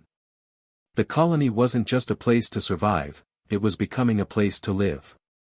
At the same time, new research facilities were set up to investigate Mars' geology, atmosphere, and potential for terraforming. These laboratories became the focal point for scientists studying everything from the planet's ancient water systems to its potential for supporting plant and animal life. Perhaps the most challenging aspect of the expansion was the development of a reliable transportation system. With more settlers arriving, it was essential to have a system that allowed people and goods to move efficiently between various parts of the colony. Elon had always believed in the power of electric propulsion and autonomous vehicles, and now those technologies were being implemented on Mars. Rovers and automated transport systems began ferrying people and materials across the colony's vast landscape, making it easier to connect the growing settlement. But these advancements came with their own set of challenges. The harsh Martian terrain and unpredictable weather conditions meant that every piece of infrastructure had to be designed for durability and safety. One of the most pressing concerns during the expansion was the need for the colony to remain self-sustaining. While the initial settlers had relied on Earth for supplies, the vision of a permanent settlement required the ability to live off the land, or rather, the land of Mars. Elon knew that this wouldn't happen overnight. The first step in sustainability was making sure that the agriculture systems, particularly the hydroponic farms, could support the growing population. The technology had worked well for small-scale production, but now it needed to be scaled up to feed hundreds of people, and eventually thousands. The expansion also meant that the water supply had to be significantly increased. Mars was a dry planet, but it wasn't without its resources. The colony had begun to mine the ice deposits buried beneath the surface, using advanced drills to extract the frozen water and convert it into liquid. This process was far from perfect and required constant refinement, but it was a crucial step toward the colony's survival. Energy production also posed a challenge. The colony relied on solar power to meet its needs, but Mars had less sunlight than Earth. They had built larger solar arrays, but even that wasn't enough. Elon had always been an advocate for innovative energy solutions, and now, he pushed for the development of nuclear fusion reactors that could provide the colony with a constant, reliable energy source. But the path to true sustainability wasn't just about solving technical problems. It also required the psychological resilience of the colonists. As the colony expanded, there was an increased sense of pressure on the settlers. With the harsh conditions of Mars, every colonist had to stay vigilant, maintain their work ethic, and adapt to the ongoing challenges. The colony wasn't just surviving anymore, it was evolving into a society that would have to work together in new ways to ensure its continued existence. The expansion wasn't just about resources, it was about collaboration. The more settlers arrived, the more diverse the community became. Scientists, engineers, doctors, and even artists were coming together to build a society. The creativity and innovation that emerged from this multidisciplinary collaboration were vital to the colony's success. One of the most important steps in the development of Martian society was the creation of a cultural identity. As more people from Earth arrived, they brought with them the stories, values, and traditions of their home planets. But Mars itself was beginning to form its own culture, one that was rooted in the unique challenges of living on a new world. The colonists found ways to celebrate their shared accomplishments, to mark the milestones of their journey, and to pass down their history to future generations. They began to look at Mars not just as a place to survive, but as a place to flourish. They built theaters for the performing arts, spaces for art exhibitions, and even began crafting their own music and literature. The arts, once thought to be a luxury on Mars, became an essential part of the colony's identity. Creativity, they realized, was just as important as engineering or agriculture. It was the lifeblood of human spirit, something that would keep them going during the long, difficult years ahead. With the expansion well underway, Elon Musk looked out over the Martian horizon. The work was far from over, but there was a sense of accomplishment in the air. The colony was no longer just a handful of pioneers, it was a flourishing society. The foundation had been set, and now the challenge was to ensure that the colony could continue to grow, to innovate, and to thrive. The future of humanity was no longer just tied to Earth, it was tied to the stars. And Mars, the red planet, had become the first stepping stone in that grand journey. The dream of interplanetary civilization was no longer a distant fantasy. It was real, and it was happening now. Elon knew the next step would be even more challenging, expanding beyond Mars, to the moons of Jupiter, the asteroids, and eventually, the farthest reaches of the solar system. But for now, the colonists had done something incredible. They had built the foundation for humanity's future, one that was independent, innovative, and connected to the cosmos in a way humanity had never known before. The colony on Mars was thriving. What had started as a small group of pioneers, struggling to make life on the red planet sustainable, had blossomed into a growing, vibrant society. Mars was no longer just a place of survival, it was a home, a beacon of hope for a future beyond Earth.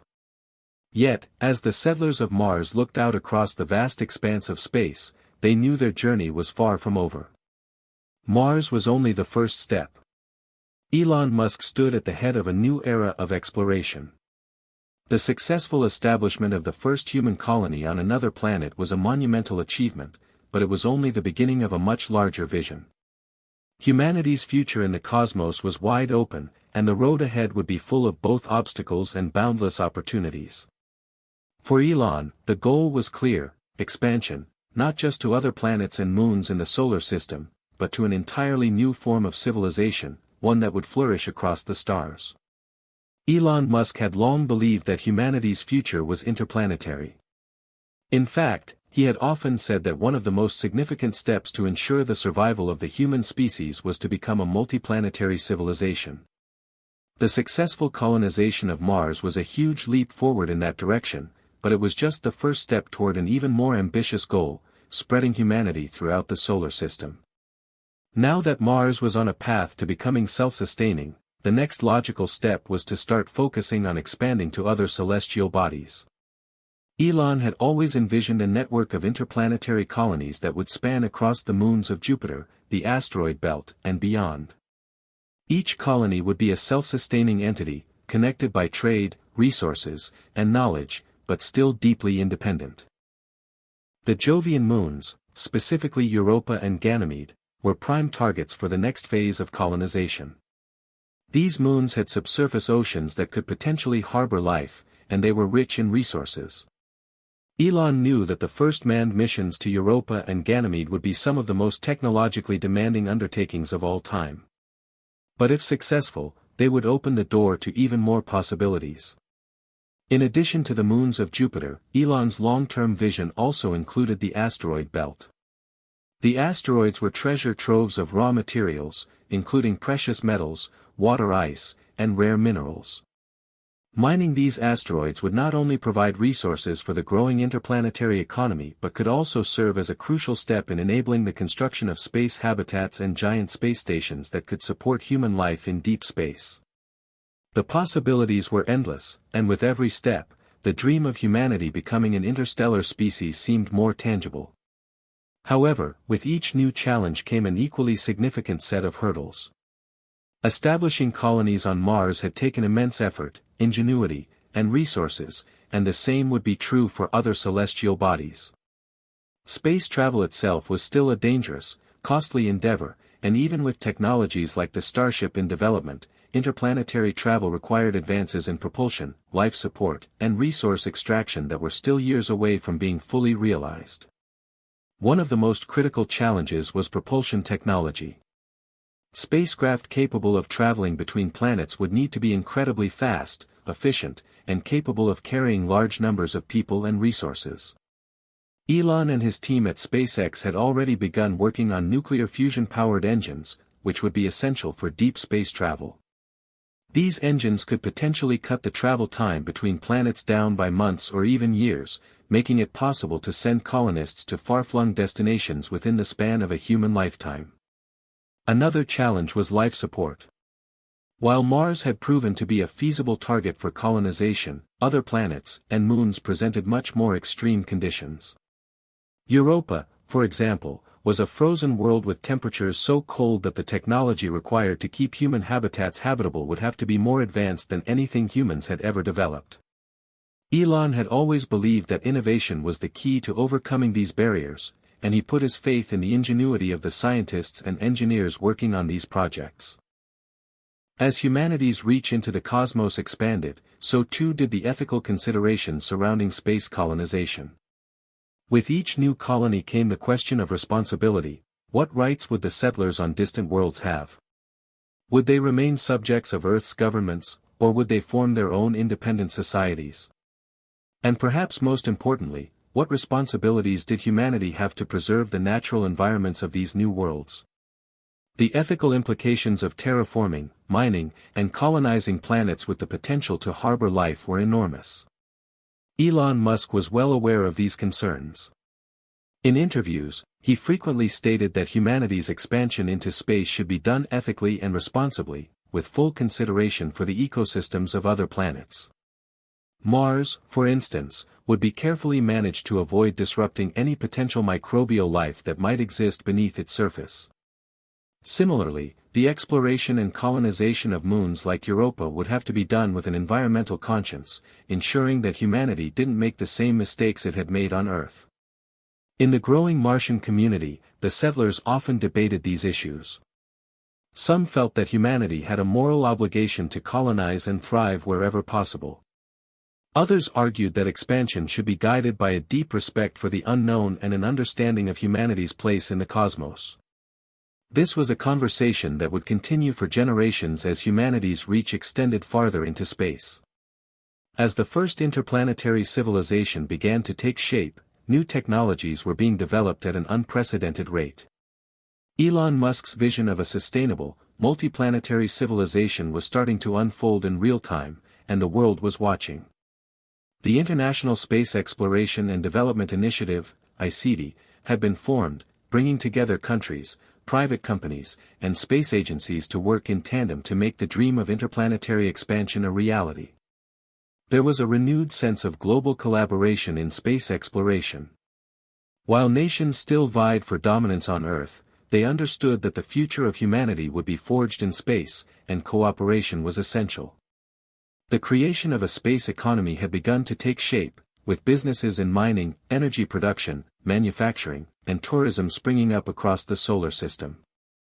As more colonies were established on Mars, the moons of Jupiter, and the asteroid belt, humans began to spread out across the solar system, creating a network of interconnected civilizations. Each colony contributed to the greater whole, whether through resources, technology, or knowledge. Humanity was no longer confined to Earth's surface, it was beginning to evolve into a species that would one day leave the solar system in search of new frontiers. Elon Musk often thought back to the first days on Mars. He remembered the uncertainty, the doubts, and the overwhelming challenges that had seemed impossible to overcome. But now, standing at the cusp of humanity's interplanetary future, he realized how far they had come. The pioneers who had dared to take the first steps onto Mars were no longer just explorers, they were the founders of an entirely new chapter in human history. The dream of becoming a multiplanetary species was no longer just a lofty idea, it was a reality, unfolding before his eyes. And while there were still many obstacles ahead, Elon knew that the future of humanity was limitless, one that stretched beyond Mars, beyond the stars, and into the infinite possibilities of the universe. As the first colonies on Mars flourished, and the ambitions of humanity stretched across the stars, Earth seemed both distant and close. The people who had once dreamed of leaving their home planet had done so, not out of escape, but out of a profound desire to explore, to expand, and to evolve. The people of Mars, the moon colonists, and those who would eventually settle the moons of Jupiter and beyond, were no longer just pioneers. They were the first sparks of a new age for humanity. The early Martian settlements, now bustling cities, stood as a testament to the incredible ingenuity, perseverance, and hope that had gotten them this far. Mars was not just a cold, red planet, it had become a home, one filled with human life, culture, and opportunity. Children played in Martian parks, learning about their parents' struggles and triumphs. Farmers harvested crops in hydroponic fields that stretched across the Martian horizon. Scientists studied the mysteries of the red planet, uncovering secrets that had been buried for millennia. Elon Musk, now an elderly man, stood at the observation deck of the first interplanetary spaceport on Mars. From here, he could see the gleaming starships rising into the Martian sky, bound for the moons of Jupiter, the asteroid belt, and even the distant outer planets. It had been years since he had set foot on Earth, and he was no longer the young visionary who had started the mission with little more than a dream and a vision. But the dream was no longer his alone. It belonged to the people of Mars, the settlers on the moons of Jupiter, the pioneers on the asteroids, and to all of humanity, who now looked up at the night sky with a sense of hope and possibility. The story of Mars was no longer just about the hardships of survival, it was a testament to human resilience and the boundless potential of the human spirit. As more people left Earth to build lives on other planets, they carried with them the lessons they had learned, that sustainability, innovation, and cooperation were the keys to success, no matter where they were in the cosmos. While Mars had been the starting point, it was not the final destination. The future lay in the far reaches of the solar system, the moons of Jupiter, Saturn, and the other celestial bodies waiting for their human touch. Humanity had taken its first step beyond Earth, and the possibilities were limitless. Elon, now well into his 90s, had lived long enough to see the fruits of his labor come to fruition. He had always believed that the future of humanity wasn't bound to a single planet. He had often said that Earth was a cradle for humanity, but that humanity could not remain in the cradle forever. Mars was the first step, but it was only the beginning of an interplanetary journey that would one day lead to the stars themselves. The settlements across the solar system had begun to form their own unique cultures, each shaped by the conditions of their new worlds. Mars had become a hub for research and technology, while the Jovian moons attracted scientists and explorers keen to understand the potential for life in their icy depths. The asteroid belt had become a center of mining and resource extraction, driving the growth of an interplanetary economy that spanned from the inner planets to the outer edges of the solar system. Despite the differences in location and specialization, the colonies were beginning to feel more and more like a unified network. Communication had improved, and travel between colonies had become easier with the development of faster spacecraft. Mars was now a bustling metropolis that served as the central point for trade, communication, and diplomacy across the solar system. The dream of an interconnected humanity, with colonies spread across the stars, was no longer a far-off idea. It was real. Elon had always said that the key to humanity's survival and success in space would be collaboration, the willingness of different people and nations to work together toward a common goal. And that was exactly what had happened. Earth had been a place of division and conflict, but in the vast emptiness of space, humanity had learned to cooperate, to share resources, and to build a future based on mutual respect. Back on Earth, the news of humanity's success in space had stirred a new sense of pride and inspiration. People across the globe were watching as the first human civilizations began to take root on Mars and beyond. The earthbound world, once skeptical of the space age, now marveled at the progress humanity had made. The message was clear: nothing was impossible. The success of the Mars mission and the eventual colonization of other planets had inspired a new generation of dreamers, engineers, scientists, and entrepreneurs who looked to the future with optimism and hope. The world was changing, and so too were the people on Earth. The environmental movement had gained traction as people began to realize that humanity's future depended on preserving the Earth while simultaneously expanding into space.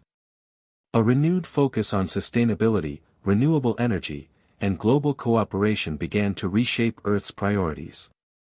The lessons learned on Mars, the importance of protecting resources, living harmoniously with the environment, and working together, were being applied to help heal Earth. As humanity ventured deeper into space, a philosophical shift began to take place. People began to see Earth not as a singular home, but as part of a larger cosmic family. The idea that humanity was the only intelligent life in the universe was no longer accepted as an absolute. The cosmos, the vast, unexplored wilderness of space, became a realm of infinite possibilities, and humanity was no longer confined to just one world. The realization that humanity could thrive beyond Earth sparked a new sense of unity among the people of Earth. Borders became less important. The collective human spirit became more valuable than national identity. There was a shared understanding that, as humans, they were all in this together, on Earth, on Mars, and wherever the future would take them. Elon Musk, now an old man, had seen it all: the birth of a new civilization on Mars, the rise of interplanetary trade and diplomacy, and the rekindling of hope for humanity's place in the universe. As he gazed out the observation deck at the stars, he knew that the mission was complete, but the work was far from over. Humanity had taken its first steps beyond Earth, but there were still many worlds to explore, many challenges to overcome, and many dreams to fulfill. But in the quiet of that moment, as the stars twinkled beyond, Elon understood something profound: the dream of interplanetary civilization was no longer just his dream. It had become the dream of all humanity. And that dream would continue to unfold, one world at a time. Hit subscribe and leave a comment with where you're watching from. This story might just spark a new beginning. What's one thing that always pushes you forward, even when things get tough?